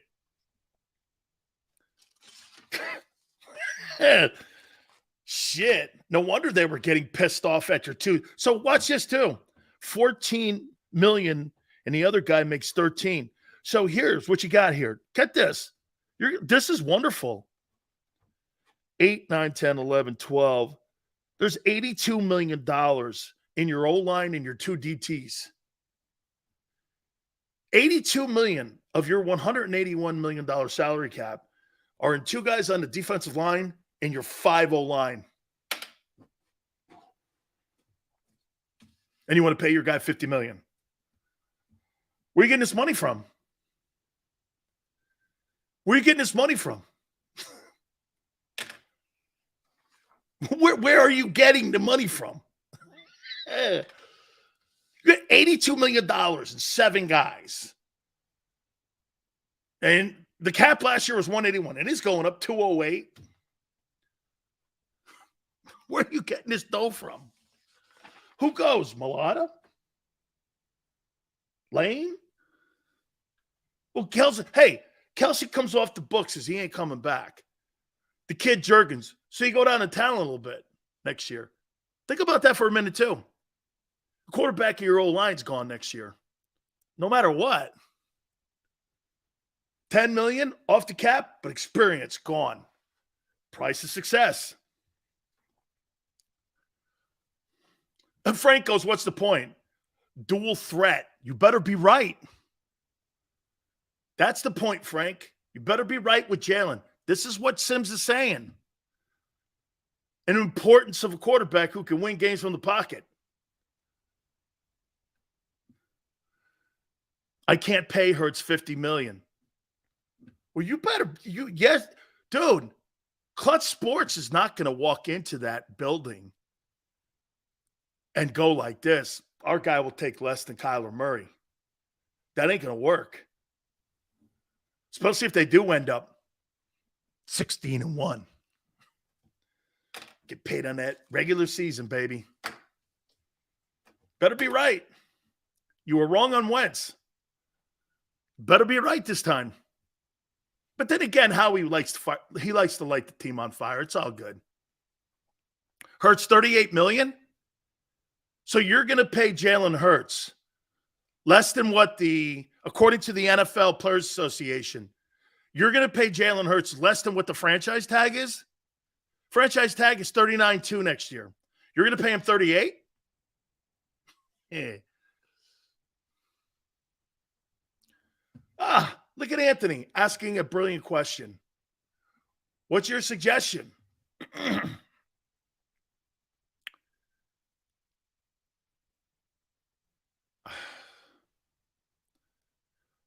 I like the kid. I like him. I want to work with him. I want to do something. They're going to have to be creative with it. He's got another year on his second round rookie deal, correct? Okay. Sign him to a 1-year extension. Give him the 1-year extension that pays him 35 or such. Guarantee it. Give him a 1-year extension so both parties can see where they are. The Eagles need some latitude. To me, it's about the roster. It's not about Hurts. Hurts is not Allen. Hurts is not Burrow. Those guys, they can lose T. Higgins. They can lose Joe Mixon. They can lose Tyreek Hill. You can't lose that O-line. You got $65 million lined up in your O-line with 5 guys. You average over 10. There's not a line in the NFL that's anything near that. Kansas City, Buffalo, all the contending teams, not even Dallas. You got to get younger and cheaper in that O-line. Dickerson and Mulata, in my opinion, are your best investments. Lane at $20 million for a right tackle is an awful lot of money, especially when I got to pay my quarterback $45 to $50 million. Am I going to pay a right tackle? Not 11. This is what I didn't want to go too deep into it here with this, but a $20 million right tackle, wow. It's a lot. This guy makes almost as much as A.J. Brown, a right tackle. That's a lot of cash. Is he worth it? Yeah, he's great. Just saying. This is a sport that dude, there's no luxury tax where the owner could come in and pay a fine for this shit. That doesn't work in the league like this. It's not the NBA. You got to move all this stuff around, dude.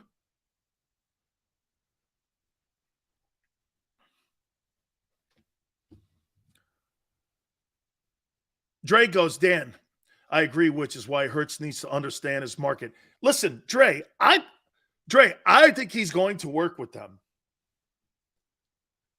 I think this guy's got a lot of Brady with him. I really do. I think he's got a lot of Brady. I think he's got a lot of Brady. All right. By the way, I'm sorry I didn't give you more of a breakdown of the Bears game. I just don't see it. 31-14. I think they destroy them. I don't, I don't know what else you want me to say. They're going to run the ball 100 times at them. They can't stop the run. Why would I put higher percentage? See, this is what you don't want to do with the Bears.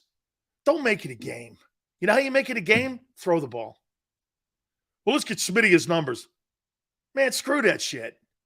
Let's get out of here and get to Dallas week. Let's get out of here. So, I don't care about, let's get out of here. Let's get out of here healthy, and let's get over to Dallas week. You don't need any jacking around with numbers. Don't get anybody hurt doing something stupid, like getting somebody his numbers. Sills, we need to calm down, bro. We love you, but don't need to be getting all worked up. Your health is important. I'm good, dude. I'm not. I'm always worked up because you know why? I'm grateful for what I do in my life. Frank goes, you overcomplicate things. Dude, the NFL is overcomplicated. They overthink things when it comes to evaluating of talent. And they overestimate the value of their team. / Jalen Reagor. That's what the league is. It's always overcomplicated.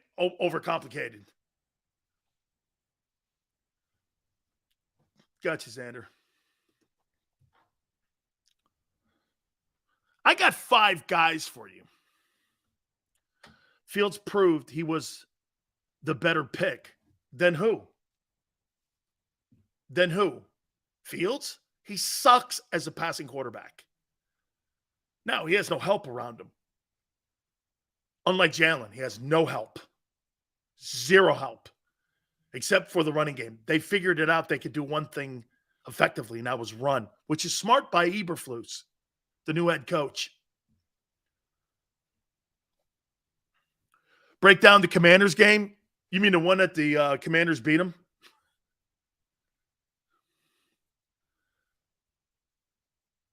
I can't dismiss him yet. Same as Jalen. Oh, no, Jalen. Dude, one thing I am completely with you guys on. Jalen's won the job. It's just how much. He's won the job. Fields? Not me, man. I think Justin Fields is another Ohio State quarterback. And because he's a dual threat guy, and because most teams can't tackle. You see that shit last night with the Nick Bosa stuff? Man, they don't want you playing defense in the NFL anymore. If you did what you did last night to Nick Bosa with that sack, and then you called it roughing the passer, there is no doubt in my mind today's NFL does not want you playing defense. That was a football play. That's just not on that play. That's on targeting. That's on a wide receiver that's like not protected when you hit him. The holding penalties, the pass interference. Can you name me one rule the NFL has changed to benefit the defense in the last 25 years? Maybe what was it? The crackback block? Outside of the crackback block, can you name me one rule the NFL Competition Committee changed that benefited the NFL's defensive players? Can you? Pass interference is so subjective. Get this. You don't know if it's a penalty or not. Holding, you don't know if it's a penalty or not. Most of the time, I think the refs do a nice job on the holding. But on pass interference, it's such a subjective call. The referees have the game in their hands late, going into the half and at the end of games when it comes to pass interference. How many times you see field position change doing that? I don't want the referees to have any kind. You know the most obnoxious thing on the planet is the 5 or 6 foul rule that you have in the NBA. So you got a referee that could take Joel Embiid out of a game. Who gives you that power? So you could dictate a basketball game that could mean the NBA championship by a subjective foul because you think you're blocking out. That is so asinine. I think that's the worst rule of all time. that the NBA officials can take players out of games. Now they're talking about taking players, like in college, if you get a hit on the quarterback or targeting and taking them out of games. You imagine Darius Slay covering CeeDee Lamb on Christmas Eve, and he gets taken out of a game and suspended because it's a subjective call by the referees. Give me a break, dude. I don't want refs controlling the game that much. You're taking the game. This is a collision sport. Okay? The NFL is a collision sport.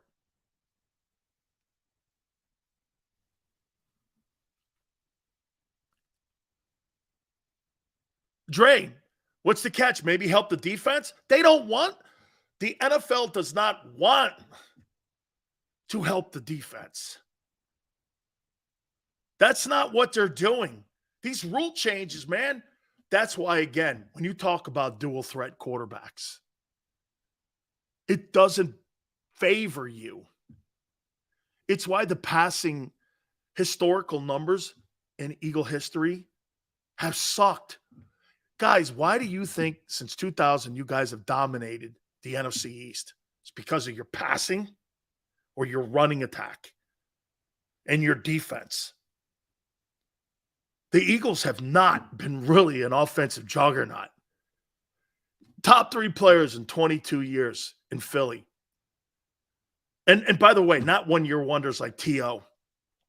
Brian Westbrook, D-Jax, Zach Ertz, McNabb.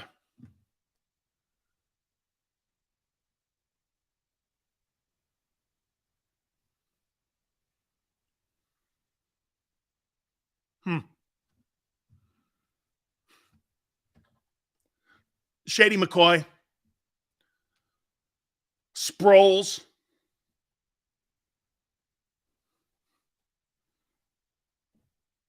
What, 7 guys in 22 years? The Eagles historically haven't caught up to the league yet. This is the first year. Look at you guys talking about maybe potentially 2 wide receivers with 1,000 yards. First time in team history.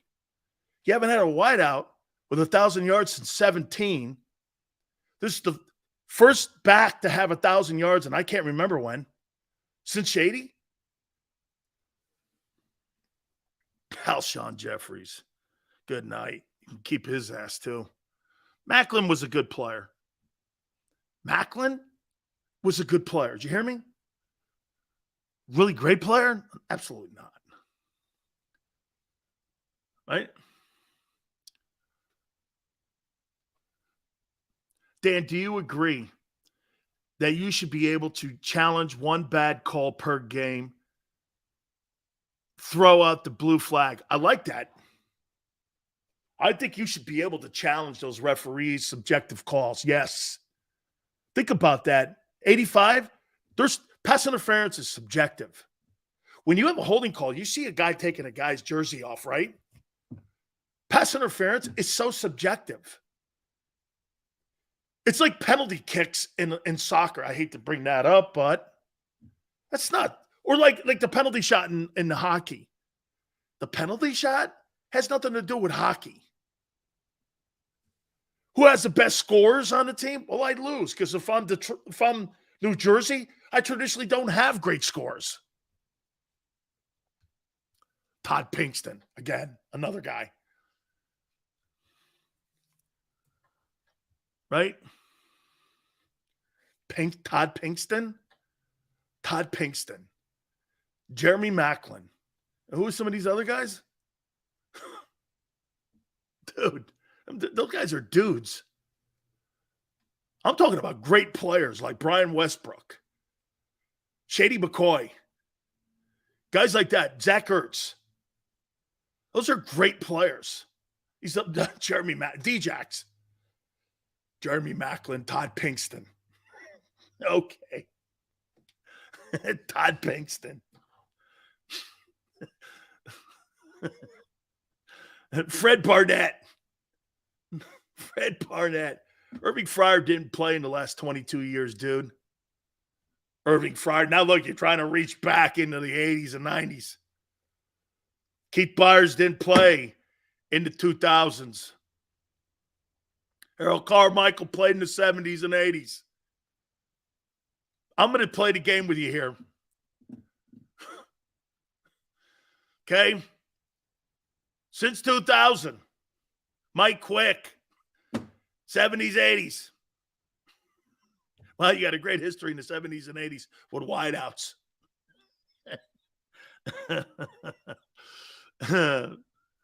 Westbrook was your best. I mean, I'm partial to this guy.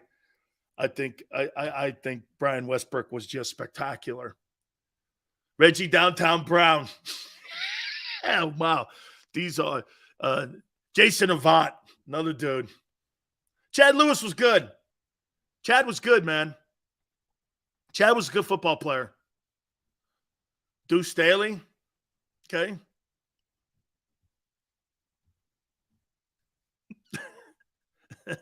Deuce Staley, Dave Meggett. I don't know. I think Dave was good too in New York. Bruce Staley. Deuce Staley. All right. I think you're making my point when you put these names up here about your offensive guys since 2000. Right? Todd Stinkston. Chris, it crossed my mind, but I was like, I'm not going to, hey, Todd, I'm hurting too many feelings as it is. T.O. had 1 year in your freaking thing, man. I told you, 1 year wonders. We don't count 1 year wonders, dude. He's not an Eagle. He played with the Eagles for a year and a half or whatever it was. Okay. Joey B, baby. She built. Hey, what's this? Ferrari, Nissan. $50 million. You get to spend $50 million, Sells. Do you want a jacked up Nissan, dual threat, or do you want Joe Burrow? Can I have the Ferrari or the Bugatti over here? You mean Burrow? Yeah, Burrow. I want Burrow. What about Jalen? He's nice. Not me. We never had what the NFL considered superstars on offense. We just loved our guys. E-Kun, I know that, man. I know that. Dude, this is why I love you guys. Look at the names you guys bring up. Kevin Curtis. Dude, this is why I love you guys. Only one Bugatti in the league. Xander says, it's the dude in Tampa, TB12, baby. Dude, look at the names you bring up. Riley Cooper. Yeah. Riley, we'll leave Riley alone here, man. Look at how you bring up all these dudes. Eldon, Jalen Hurts MVP. Not happening. Not even in the well, no, he's in the conversation. He is. Can't do it. Well, let me know when he graduates from the regular season talk into the postseason. Because that's when you start. That's why people are shitting on Dak. Hey, Dak, you've really done a nice job. You led the NFL in offense. You've put up a lot of numbers. What's your postseason like? And for those Italians out there, ungats. Ungats. That's why I want my money. Get this. He's done some really good stuff. Dak Prescott. Hey, do you think I can get a refund? Charlie Gardner was good. Freddie Mitchell. Hank Baskett. Whew, please stop. You're embarrassing yourselves. Pete Lisk. David Beckham. Holy cow, man. Just a plethora of offensive stars in the 2000s. Whew, killing it. Killing it. Hurts will have back-to-back postseason appearances. Really? Okay. That's something to be said about. Last year, he was the caboose. He was carried across the finish line. This year, he's the second engine. He's the second engine. The second engine, baby. So why don't you wait till the postseason? I'm trying to get you to the postseason. Your guy hasn't done shit yet. You guys just keep, telling me how great he is after 13 games. See what he's doing in regular season? Yeah. But you see the big boy table. Once again, with the big boy table. Here at the adults table, Burrow's there, Allen's there, Mahomes is there. And over the little kitty table, you got Jalen Hurts at the little kitty table. He's at the head of the kitty table now. And he's the first to have a sippy cup filled. Don't kid yourself. He gets a special sippy cup. Got a big clown on it, some dinosaurs. He's the first guy that gets the Happy Meal. All good, man. I'm okay with Jalen at the little kitty table. I think can Jalen get to the big table? I don't know. We'll see. Hey, Xander just goes like this. Can you picture Big Sills with a sippy cup? Let me put it to you this way, Junior. It'd have Corona in it. Hey, how come Sills has a sippy cup? Yeah, well, tell you what, vodka tonic and also vodka cranberry could be in that thing. How you doing? Sills, what do you got, cramps? Got to see. That's what we got to do. If Jalen Hurts wins the NFC title, I'm going to present Jalen with one of the greatest things I possibly could. You know what it's called? It's called a diploma from graduating from the little kitty table into the big boy conversation with all the rest of the big guys for the MVPs and everything. That's when you know you made it. See guys like Joe Burrow, man. I think Joe Burrow may win the MVP. You watch. Burrow continues to beat these great and top-flight quarterbacks. They're going to give it to him. What about Jalen? Dimes Jones and the Bears. Dual threat. 2-hour and 14-minute game will be on Sunday. Most NFL games are 3 hours. This game will be 2 hours and 7 minutes.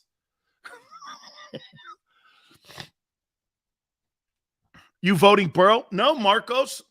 No way. I want to see what Marcos, my MVP vote is all on Christmas Eve. If that kid plays his ass off on Christmas Eve, I will make the proclamation and I will show you and I will check it for you. If he beats the Cowboys and he is dynamic like he's been in some of these big games he's played in, you get my vote. You can't deny it. I won't. I will not. 45 million people watching him in a game that everyone's hyping up as the game. That's why I don't want Dallas to lose to the Jags. I think they can. I do not want the Cowboys to lose. I want them at all cylinders. You know why? I don't want anyone to have excuses like Cooper Rush. Shit, man, get this. Micah Parsons has taken a gas can and he's kind of like, the sprinkler thing you do with your flowers. He's filled that bitch up with gasoline and he's just doing there's Jalen there, and there's the defense and the offensive line. And, oh no, I want that guy full. Oh yeah, right. And Xander's right. And then get this. Chris Sims just went like this.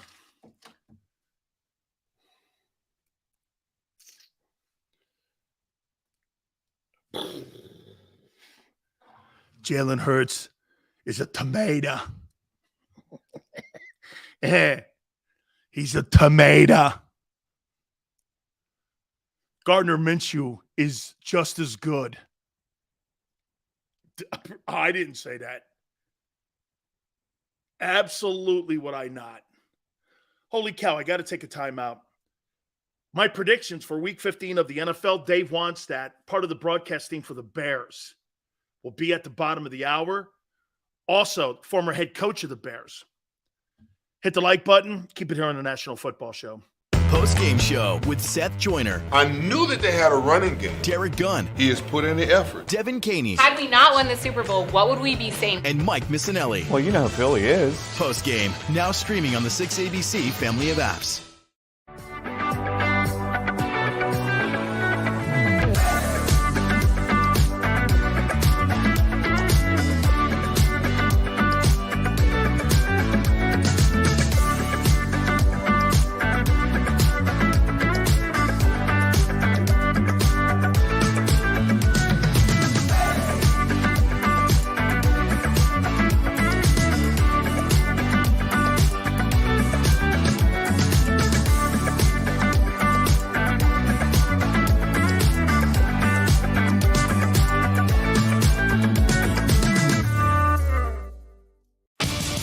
The greatest fans on earth.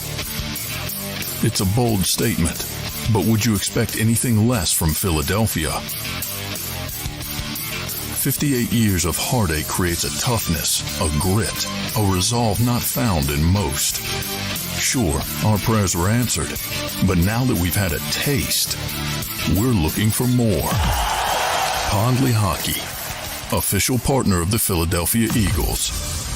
Number 1, Jeff D'Ambrosio. Destination Downingtown is rolling back prices for December to remember. For a limited time, you can own, not lease, brand new 2023 Jeep Wranglers for only $30,995 or $339 per month. New Rams starting at only $30,995 or new Ram 1500 Bighorn Crew Cabs $189 per month. Zero down can deliver. Get the price you want, the selection you need, and the VIP treatment you deserve. Jeff D'Ambrosio, Destination Downingtown, Big Finish Sales Event. Did you know taxes could be your biggest expense during retirement? Are most of your assets in tax-deferred accounts like IRAs and 401ks? Taxes are historically low today, but we're facing significant headwinds in the future. Do you have a plan? The Thrive Financial Team has more than 100 years of experience helping people across the Delaware Valley with forward-looking tax planning. Learn how to shift your money from forever tax to no or low tax accounts. Get your Thrive Retirement Tax Playbook today. Go for the beers, go for the cheers, go for the hit and the hits, go for the scene, go for the screens, go for the gallery, go for the win, go to Ocean.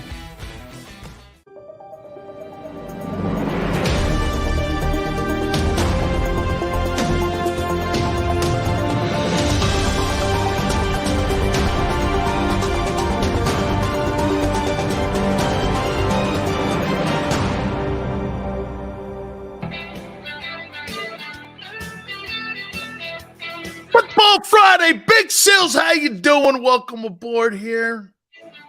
Where truth, justice, and the Big Sills way resides.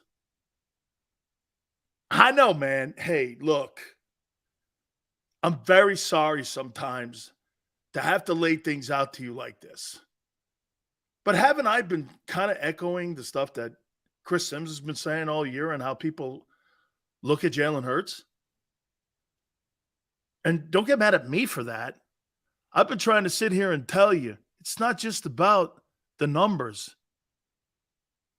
They look at him as a guy having a great year who could be a one-year wonder. Do I think he is? No. But they don't watch you enough. They don't study the Eagles enough. That's why people and the nerd media people in Philadelphia don't get the national perspective on their own teams in their own city. You keep asking the stupidest question of all time. Why? Because they use your passion against you. The greatest thing for the Cowboys, do you know the best thing in the world for the Cowboys? Is the Eagle hatred. Yeah, but we're better. Again, you've been better for 22 years. Has anyone noticed? No. Cowboys value. How are the Eagles the more valued team then, if everything is fair in the world? How are the Cowboys the most valued team and they haven't done shit in 30 years? And you have been Dan, we've been the best team in the NFC over the last 22 years. And they don't know your name. They use your passion against you.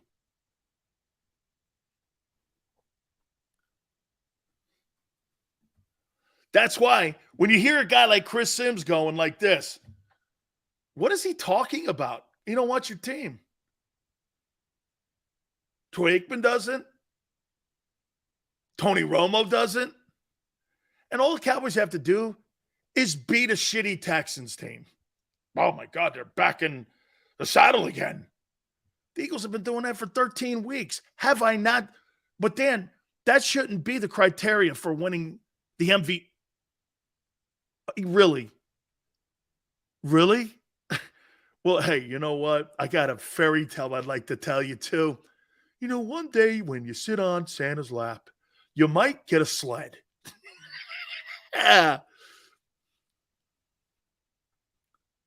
Jalen still could be a one-year wonder. You're damn right he could. Carson Wentz was.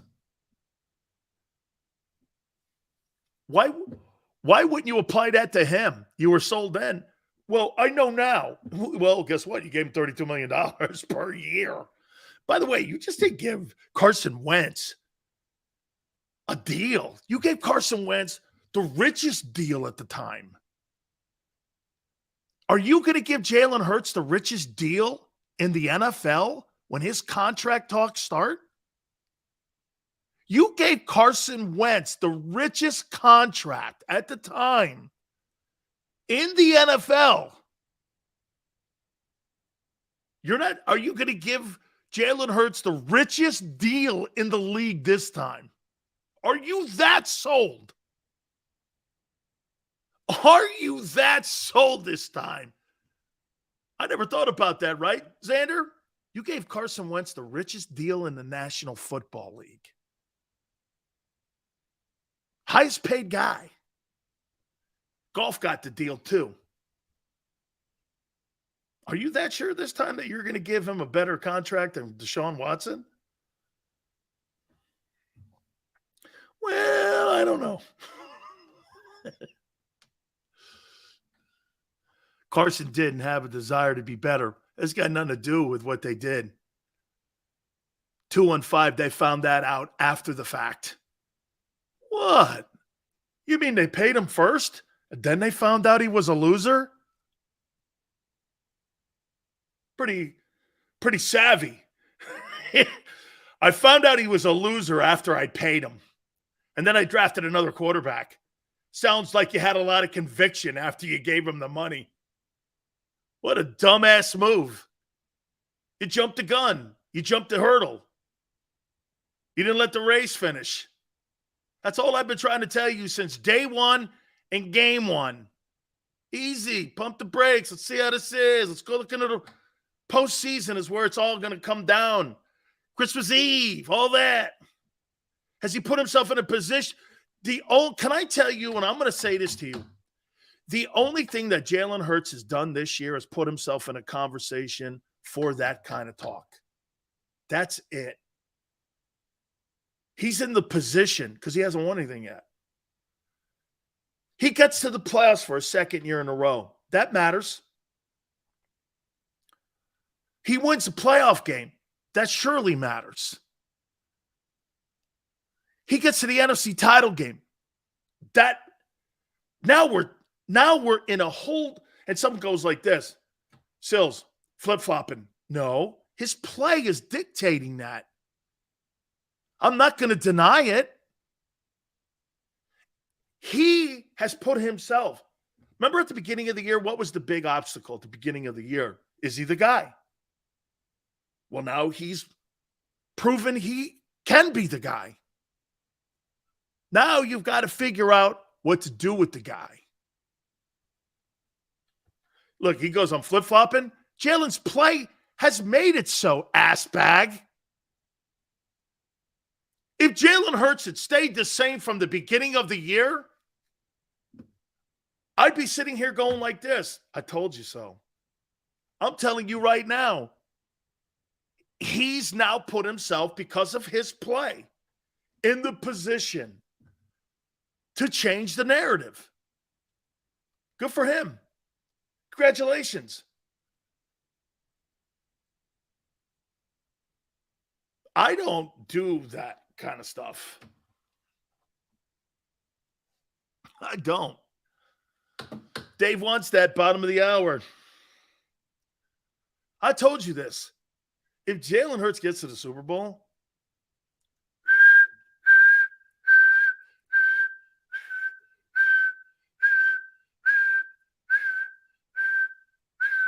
Mr. Brinks, yeah, you can park it right here.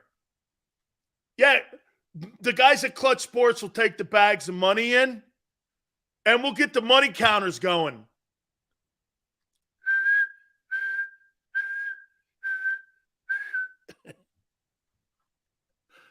Be a Brinks truck. But I never thought about that. You guys made Carson Wentz the highest paid player in the league. I wonder if the owner of the Eagles is going to do that to Hurts. Make him the highest paid quarterback in the National Football League. Pay him more than Aaron Rodgers. You did it to Wentz. It was only an $18 million difference. Oh, my God.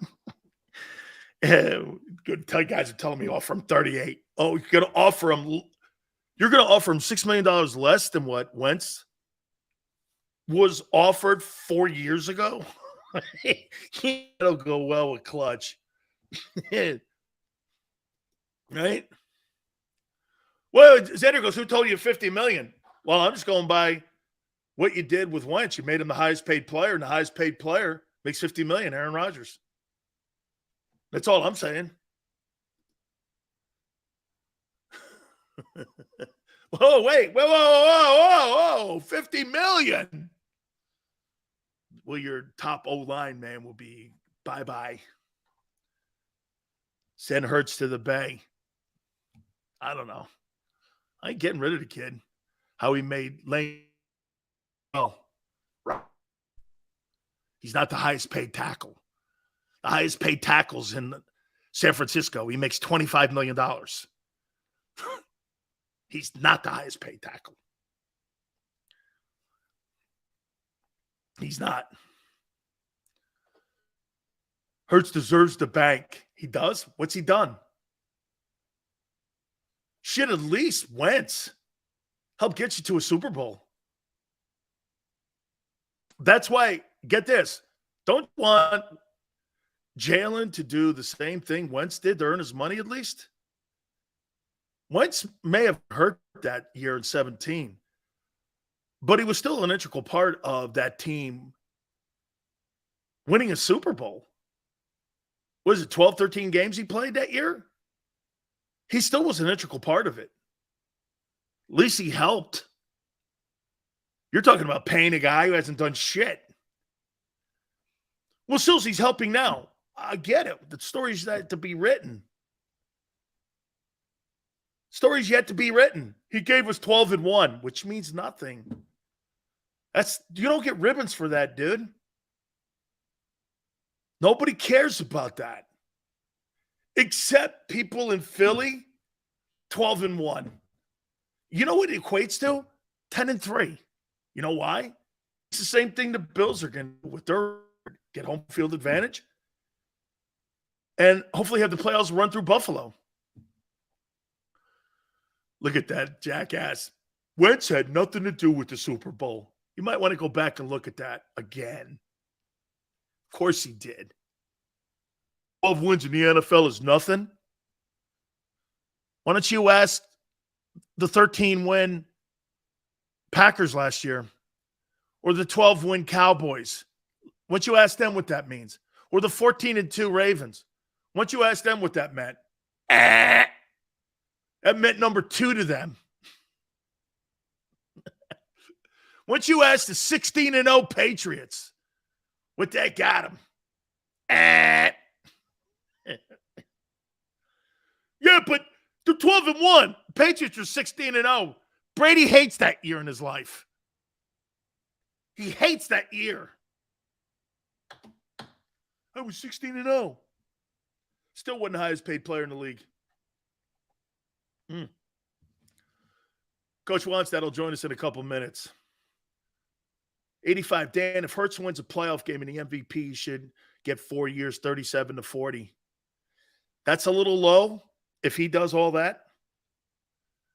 Okay, if he wins a playoff game, oh, I see. He wins a playoff game, wins the MVP, 37-40. Because he's dual threat, 85, I'm only giving him a 3-year contract. I'm not going higher than that. So you might have to give him 42, 43, like Jason Cole said yesterday. I'll give you $45 million on 3 years. Clutch is going to want 5 years. And fully guaranteed. The Eagles will never do that. They'll franchise tag his ass and figure it out. You watch, this thing's going to get ugly. Because Clutch is going to get ugly. Jalen will have to step in. You watch. Because the Eagles see the same thing that anybody with common sense sees. Boy, I'll tell you what, these next 2 weeks, man, for Hurts are the biggest 2 weeks in his entire professional and quarterbacking career. He can put the doubters away. He can get home field advantage in the playoffs. He could beat the Cowboys on national television on Christmas Eve. He could put himself in a position for $45 million a year. He can win the franchise job for the next 5 years. And most importantly, and the most important thing, there's the potential of a Super Bowl. This supersedes anything he did in college by far and will erase the Alabama nightmare for him. Alabama was a nightmare for him.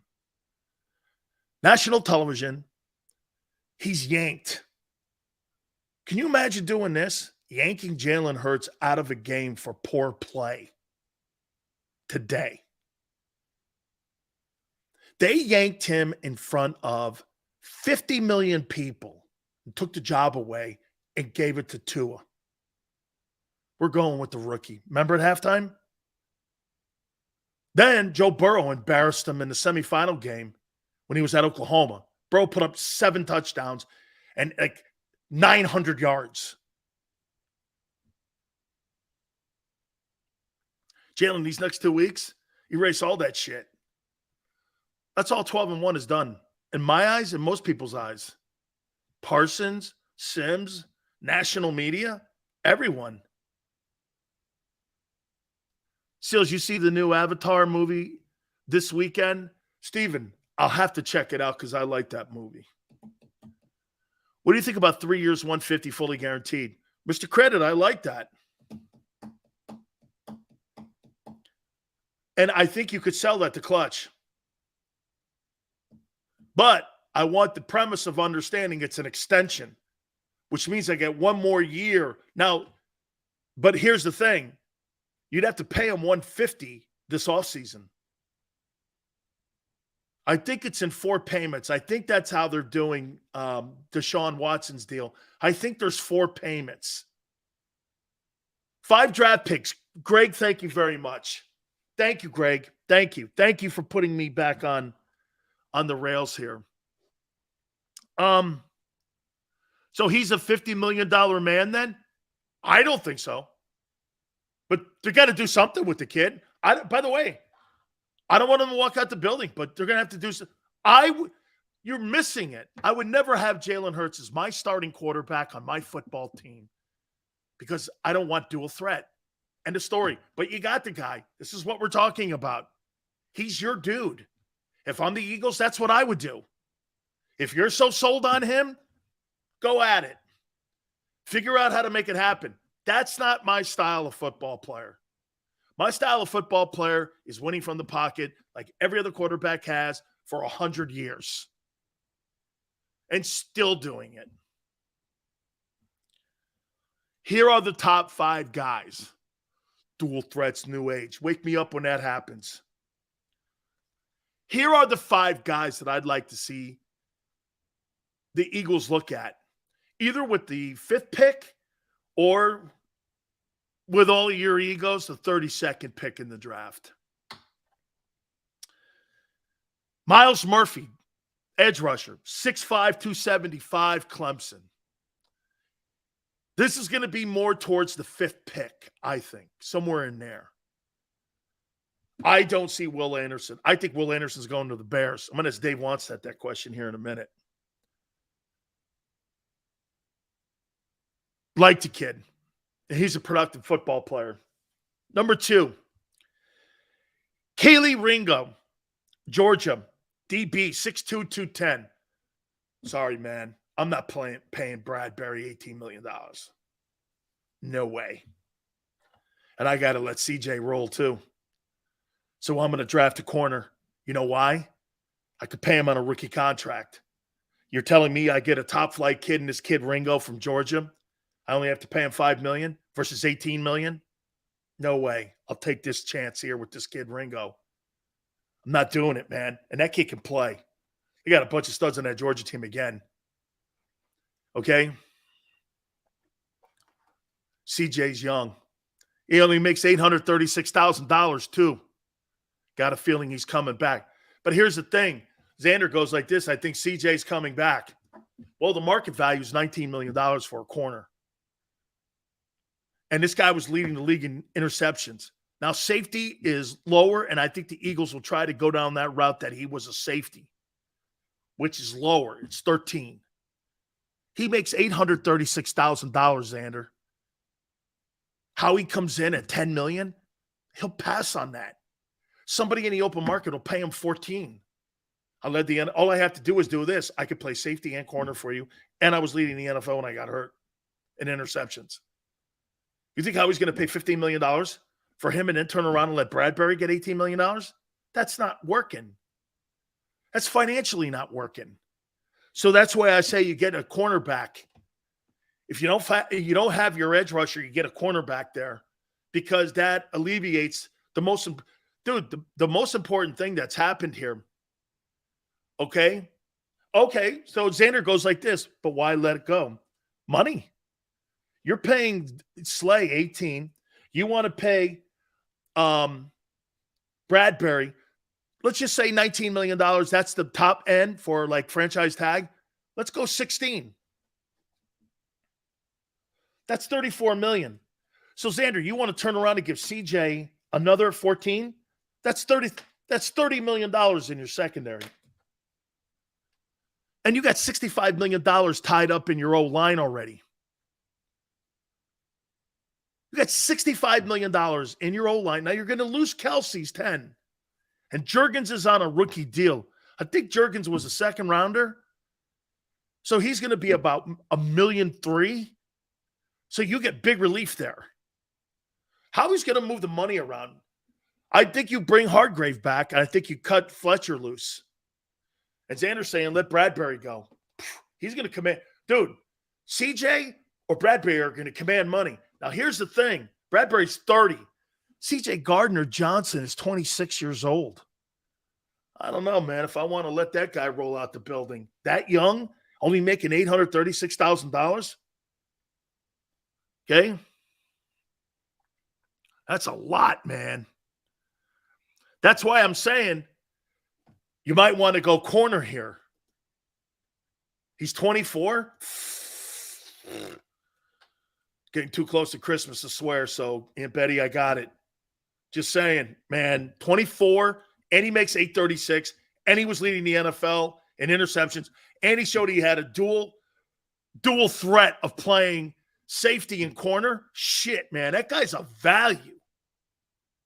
I might want to draft a corner here, okay?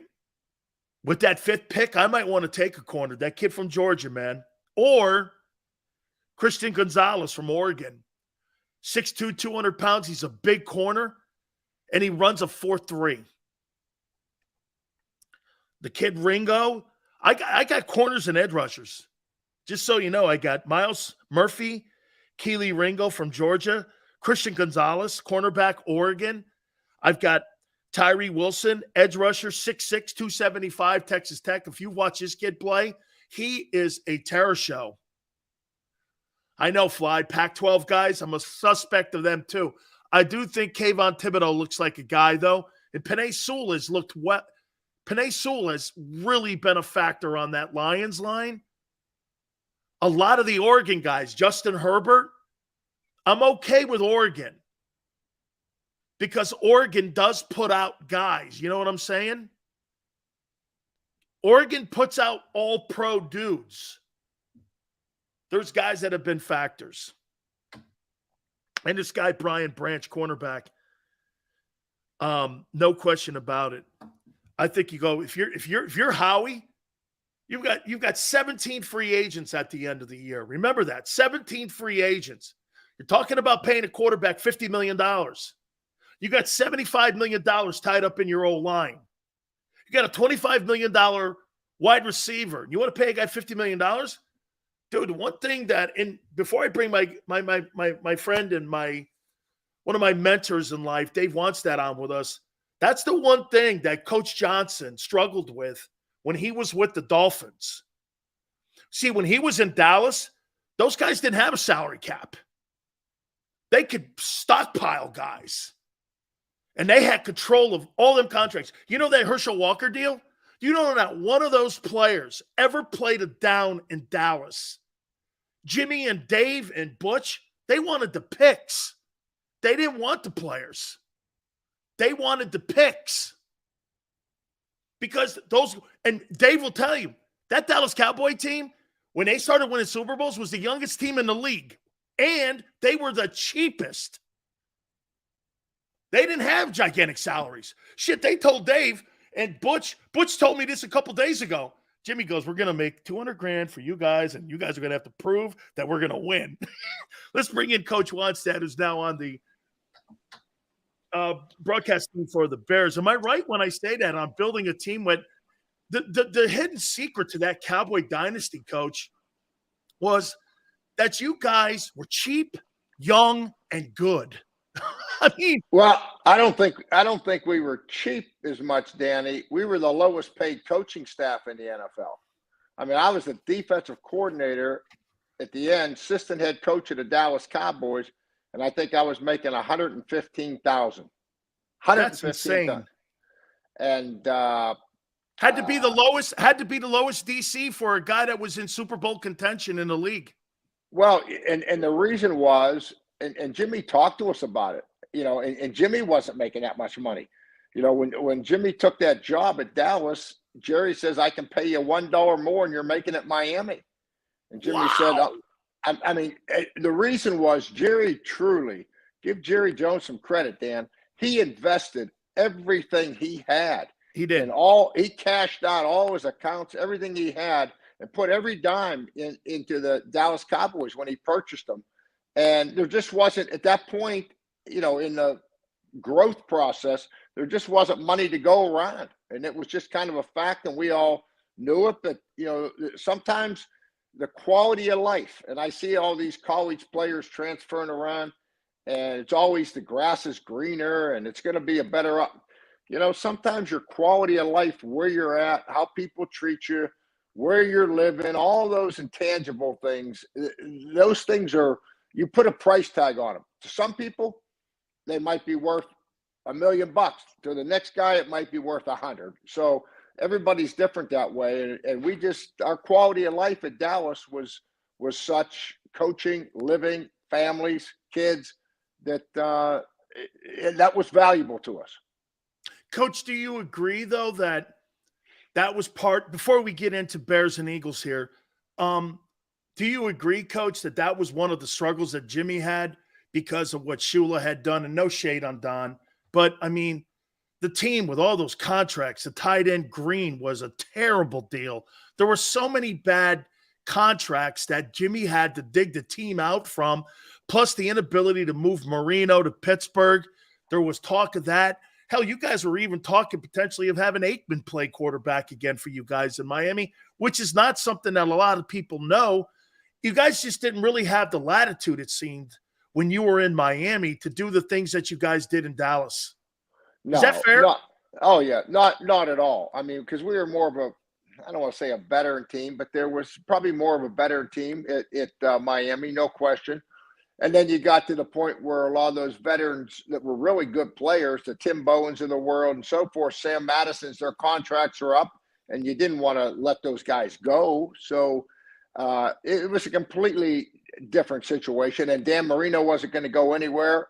You know, I mean, that when I took over the Dolphins, that was the first thing that I had to deal with. You know, was obviously calling Dan in and telling him that I was going to hire Chan Gailey to run the offense, and that we were going to get a quarterback that was mobile and could move around in the pocket. That's what Chan wanted to do from his days with the Steelers, and so that's he fought you on it, didn't he?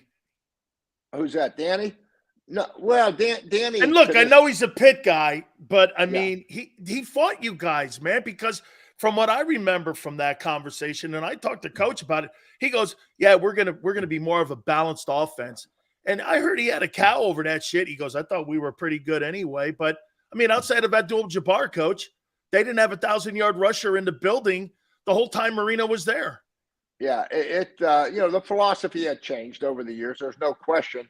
But the biggest thing with Danny, to this day, he could probably throw the football better than about half these quarterbacks. But his legs were shot. He had ruptured his Achilles. He had a bad ankle. He had knees. You know, the guy couldn't even run anymore. And most people don't realize that a quarterback's legs are, some guys would say, more important than your arm. You know, so his health really caught up with him, and that's when it came to an end there. But yeah, so it was a completely different situation there. Coach, would you, and that's kind of goes into where we are here, because Sunday you're going to see a dual threat showcase of two guys, Justin Fields and with Jalen Hurts. Do you think these dual threat guys, and to me, paying a dual threat guy, we saw K1 get injured, they rely on legs and arm to win ball games. Guys like Marino relied on throwing the ball, building a team around an offense in the passing game with today's NFL passing rules. Do you think that style of quarterback can win Super Bowls, Coach? Not just like Michael Vick and be good during the regular season. Do you think Lamar Jackson, he can't finish a year, Coach? It's the third straight year now. Give me your take on this. Yeah, I think there's a big difference between Lamar Jackson and Patrick Mahomes. Okay, Patrick Mahomes is nobody. I mean, Lamar is the best running athlete. Lamar's a better athlete than Justin Fields. Justin Fields he's bigger, he's stronger, he might run just as fast straight ahead. But as far as making guys miss, Lamar's a better athlete. And this is all my opinion now, watching them both. And I do all the Bears games, so I know Justin pretty well. And I'll tell you what's going to separate it for me. You know, you look at Buffalo, Josh Allen, he's the leading rusher, I think, of the Bills. I mean, so he's a lot like Jalen Hurts in my mind, probably a better passer. And everybody in Chicago right now, and I do these radio shows and TV shows, everybody's kind of asking the same thing you are, is what we're doing with Justin right now, can this be the offense that we can win a Super Bowl with? And you know what I tell them all? Let's watch how this season unfolds. And let's watch those Philadelphia Eagles, because Jalen Hurts is the guy that's going to run. He's carrying the ball, I looked it up the other day, about 10.5 times a game. We're going to find out if the mobile quarterback, whether it's Josh Allen, who I put him in the same category as Jalen Hurts, can that quarterback win a Super Bowl? Patrick Mahomes just doesn't really want to run that much. But I tell you what, when they were in that Super Bowl and they beat the 49ers, I did that game for Fox in Miami, and the difference in that game was Patrick Mahomes made 2 or 3 big runs. And you go back and look at that game, and you watch when it was end of the game. I mean, the game on the line. Patrick Mahomes made plays with his feet. I remember that distinctly. So, you know, I just tell Bear fans, let's wait and see how this plays out with Jalen Hurts, and let's see how it plays out with Josh Allen, and then we can say, you know what, a quarterback like that can win it just as much as Peyton Manning can. Tom Brady can, drop him back in the pocket. Aaron Rodgers. See, Coach, the thing that I think you fall into troubles with guys like Justin Fields and Hurts has the most expensive O-line. He's got a $25 million wide receiver. He's got an $18 million tight end. Everything almost has to be exactly perfect for that. And when you have those $50 million quarterbacks, when you lose a Tyreek Hill, Kansas City's still Kansas City. Josh Allen is doing it without a running back. I do think that the Bills need to get him an offensive running back. And if they do, that saves his career, and he won't go down the line of K1. I think those guys cover more intangible losses, like in the O-line. Look at Kansas City had to revamp their O-line a couple years ago because they paid him that $50 million contract and that $500 million deal. And, Coach, if you don't have everything perfect, like what's the difference in your eyes, Coach? If I put Jalen Hurts on the Bears and I put Justin Fields on the Eagles, do you think Justin Fields has better numbers? And do you think that the Eagles are going to be as successful because they pretty much do the same thing? I don't know. I would not say Justin Fields would have better numbers. No, because I think Jalen Hurts is completing the football. I've seen him complete deep balls. You know, I got to see a little bit more of the passing with Justin Fields. We need to see what he does these next 3 or 4 games because he's still, in my mind, we know what he does great. But, you know, when he's got to drop back and he's behind 10 or the game's even, I still got to see him take the ball, take it the length of the field, and win the game for him. I think that's the biggest thing right now that Chicago fans are just waiting to see with Justin Fields. Not doing it with his legs, making some big-time pass plays. Coach, why are the Bears 3-10? They're the number one run team in the NFL. Eagles are 2 coming into this Sunday game. But why are they 3-10? Well, their whole receiver course doesn't make as much as the receiver for the star receiver for Philadelphia. AJ Brown makes $25 million. And I think the total salary for the Bears receivers might be $18 million. Check it out. I'm total for the whole group. That's crazy. Together. So Danny, they got about 125 in cap money next year. That's insane. I mean, they got draft picks. They're starting a lot of young players. They got rid of Akeem Hicks. They got rid of Robert Quinn. They got rid of Khalil Mack. They got rid of Danny Trevathan. Okay, I mean, so they moved a lot. The tight end that was at Green Bay, I'm trying to think of his name now. They moved a lot of people, and so they've got that cap money next year. They got extra draft picks next year. I mean, this is not. The Bears remind me a lot. I'll tell you what they're doing good though, Danny. And I'm a big fan of Matt Eberflus as a quarterback. You know, because the Bears aren't committing a lot of dumb penalties. They aren't committing dumb turnovers.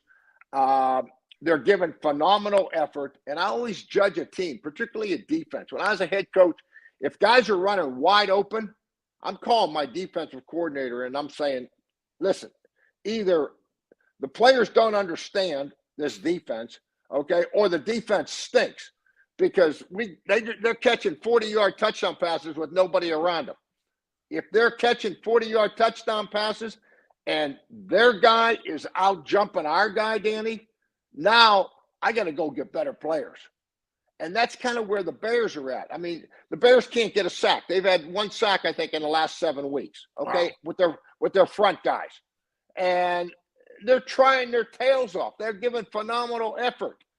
You know, they're just not good enough. I mean, and that's what's happened with the run game with the Bears. So, it reminds me of those early days in Dallas. Yeah. And I remember this, and I've told the Bears coaches this. I said, I remember having a conversation with Jimmy.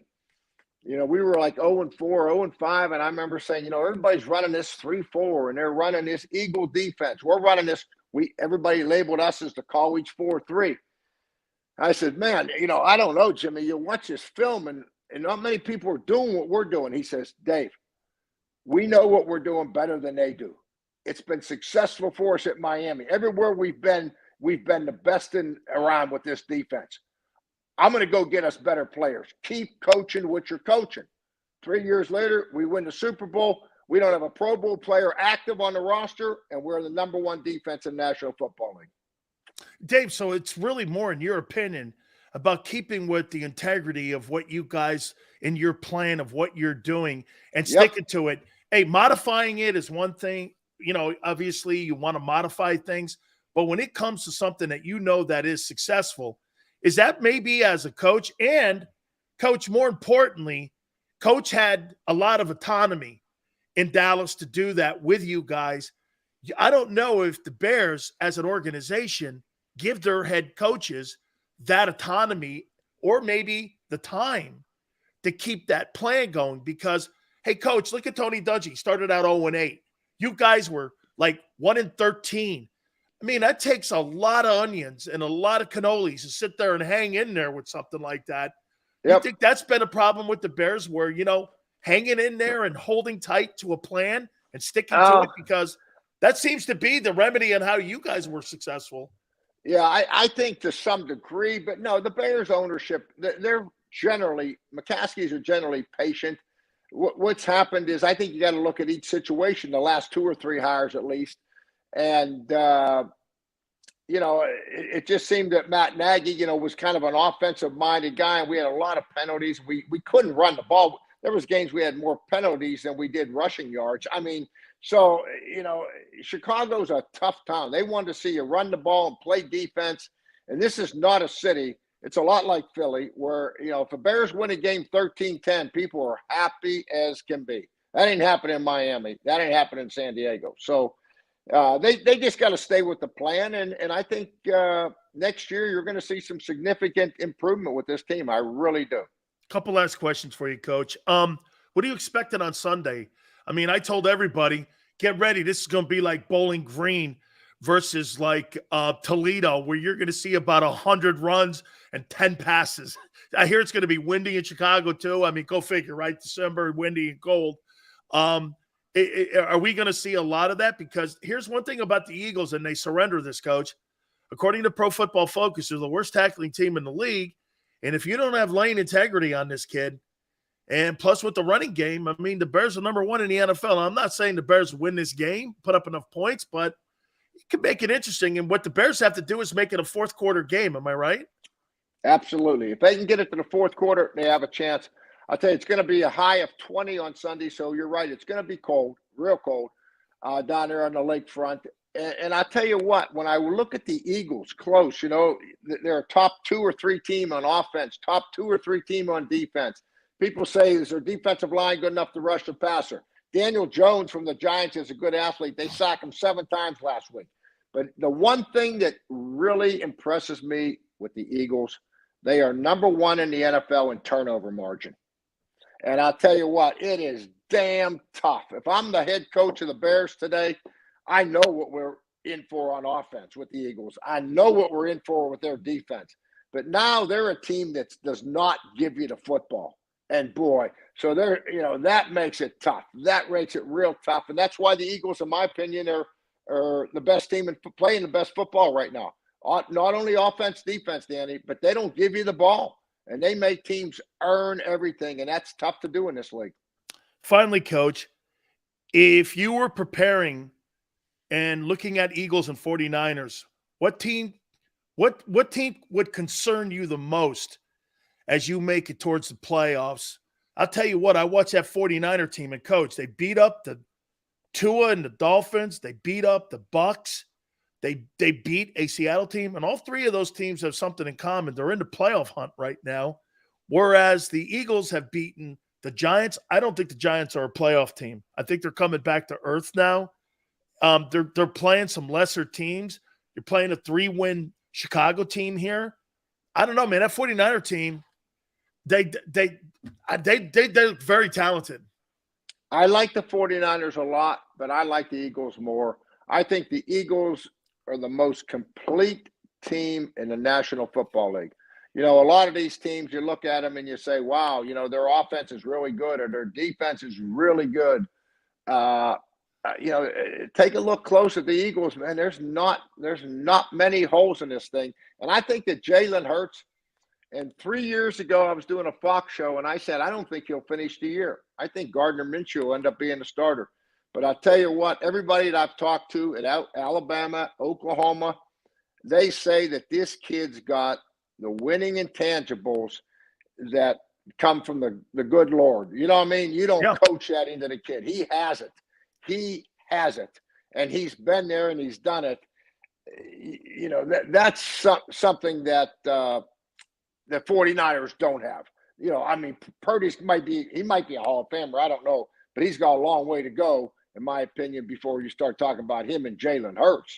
Please. Coach, did you have more fun coaching at Pitt, Miami, Hurricanes, Miami Dolphins, Chicago Bears? You got to tell the truth. You had a lot of fun coaching us maniacs at Miami. You had to have. You had to have. You never knew what to expect. Well, no, I knew what to expect. You know what? I was the first guy off the bus, and my only thought was making sure everybody was on the bus and got off. If you guys got off the bus, I felt good. That was the issue, you know. Coach Wanstead used to start our practice out with pursuit drill. It was the greatest drill. I have my daughter plays rugby, and I have them because you guys taught us angles on how to consistently. Because you guys used to always say football's a game of angles. You rarely do anything head up, and so Dave used to come up to me and he'd look over. There's Jerome, and he'd look over at me and go, "I don't know, Sileo. You're a pretty good player, man, but I could eat a bowl of soup off your head. I don't know." We had a lot of fun, Coach. I'll say it one more time as we get into the holidays. I love you, Butch, and Dave Campo, and every one of those guys. It was the greatest time in my life outside of my family and outside of my daughter being born. I tell you, being drafted in the NFL, all the things I had in my life because of what happened at Miami with you guys. You guys are today. You know what? Yeah, I tell these people this all the time. You guys today are the same people you were 35 years ago. That's a testament to coaching and to being people to us. You guys were, man. And we're still close like that. It's funny. Butch was texting me last week about something with his son, you know, who's a coach. And I was talking with Jimmy this morning. Jimmy and I were talking, and he was down the Keys, and of course, we were in Chicago, and we were laughing a little bit and talking about some stuff. And then this afternoon, my phone rings, and it's Coach Wise, and he just had a hip replacement. Oh, gee. And so we were talking about that. And so, I mean, you know, it's what you're saying is right. Nothing's really changed from that perspective. It really hasn't. Coach Wise is the only guy I've ever heard that the Buffalo and Colorado almost ran him over. I got kicked by that damn Trojan horse out there in UFC, too. At halftime, coming up the tunnel, the damn legs went out from under him when they start shooting fireworks off. Crazy story. We don't have time now, but that's for another session. Thank you so much, Coach. I appreciate it. Thank you. Happy holidays to you, Coach. Send you, Danny, you and your family, buddy. Bye-bye. Thank you very much. Coach Dave wants that. I got to take a quick time out. I'm up against the post here. Let's do it. Hit the like button. Keep it here on the National Football Show. Postgame show with Seth Joyner. I knew that they had a running game. Derek Gunn. He has put in the effort. Devin Caney. Had we not won the Super Bowl, what would we be saying? And Mike Missinelli. Well, you know who Philly is. Postgame, now streaming on the 6ABC family of apps.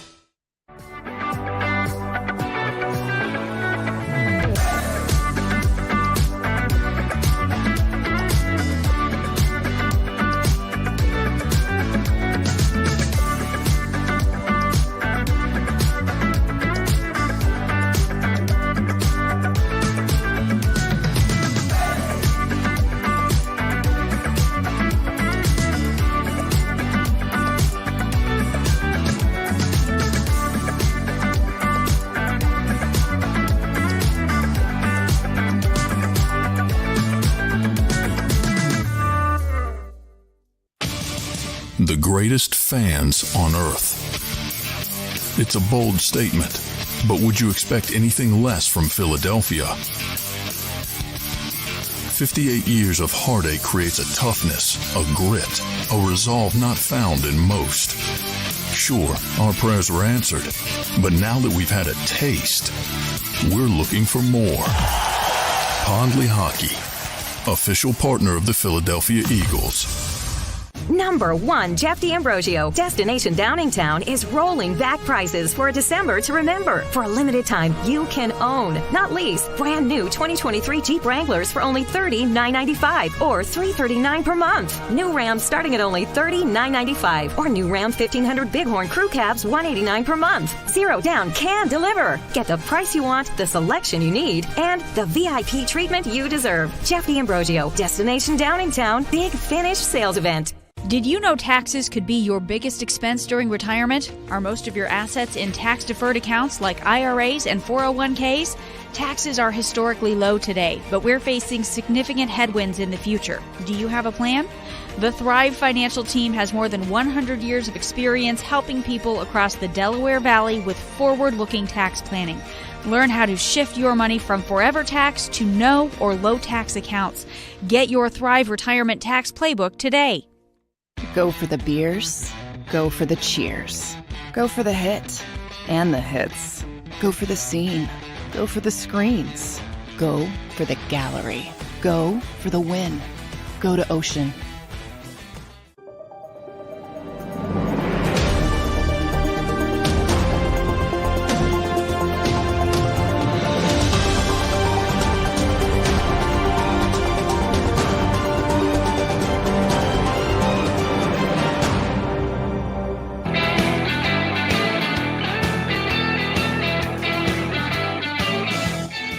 Dave Wannstedt likes Jalen. He likes, you know what, though? He's not sold on Justin Fields. But he likes Jalen. Let's see how this thing kind of goes.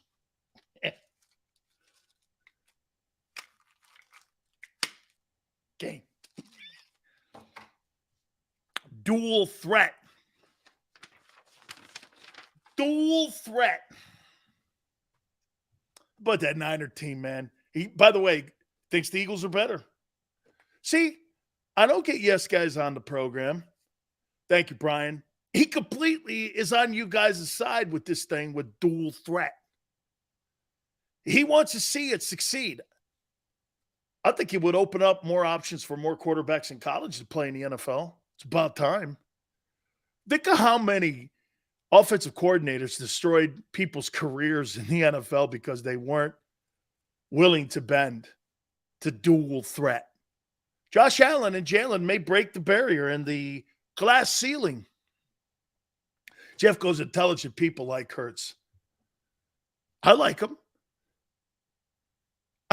By the way, just because you want him to be the CEO of your company, that don't mean I have to have him the CEO of my company. You like pumpkin pie? I like coconut cream custard. Okay? Indy, Minnesota. Minnesota wins. 28-20. Baltimore wins. Because we're up for time here, I'm not going to give scores. Miami, end of Tua, come Saturday. Buffalo wins. Atlanta beats New Orleans, which is a good thing. Detroit goes to 7-7 on the season. Hell of a drink. Carolina beats Pittsburgh, stays in the playoff race. Dallas, in a close one, wins at Jacksonville. Kansas City destroys Houston. Arizona puts Russell Wilson in Denver to sleep. New England beats the Raiders. Chargers beat Tennessee. Cincinnati beats the Bucks. Bucks will go to 6-8. The Gigantes lose to Washington. And on Monday night, Green Bay beats the Rams. How you doing? And to put everything in a nice package here for you, because that's what Sills does. It Sills is a nice package. Hey, Don, Merry Christmas. 31-14. The Eagles destroyed the Bears. I don't see it. I mean, I don't give a – hey, It could be Hurricane Andrew. It won't matter how windy it is at Soldier Field. It won't matter. They're going to beat the piss. By the way, that game should be over in 2 hours and 4 minutes. Like I said, it'd be 88. Hey, here's the over on the running attempts. 100. Yeah. How many passes? 10. It should be a great football weekend. The first bowl game of the season starts. Eagles and Bears on Sunday. I say that with love. Have a great one. Merry Christmas. I can't wait. We're getting into the Christmas week next week. Happy holidays to everybody. God bless everyone. Xander, thank you. Tone, Big Joe, all of you guys. We'll catch you Monday. Should be very interesting as it gets into Dallas week. 3 to 6 Eastern. We'll see you on the flip side.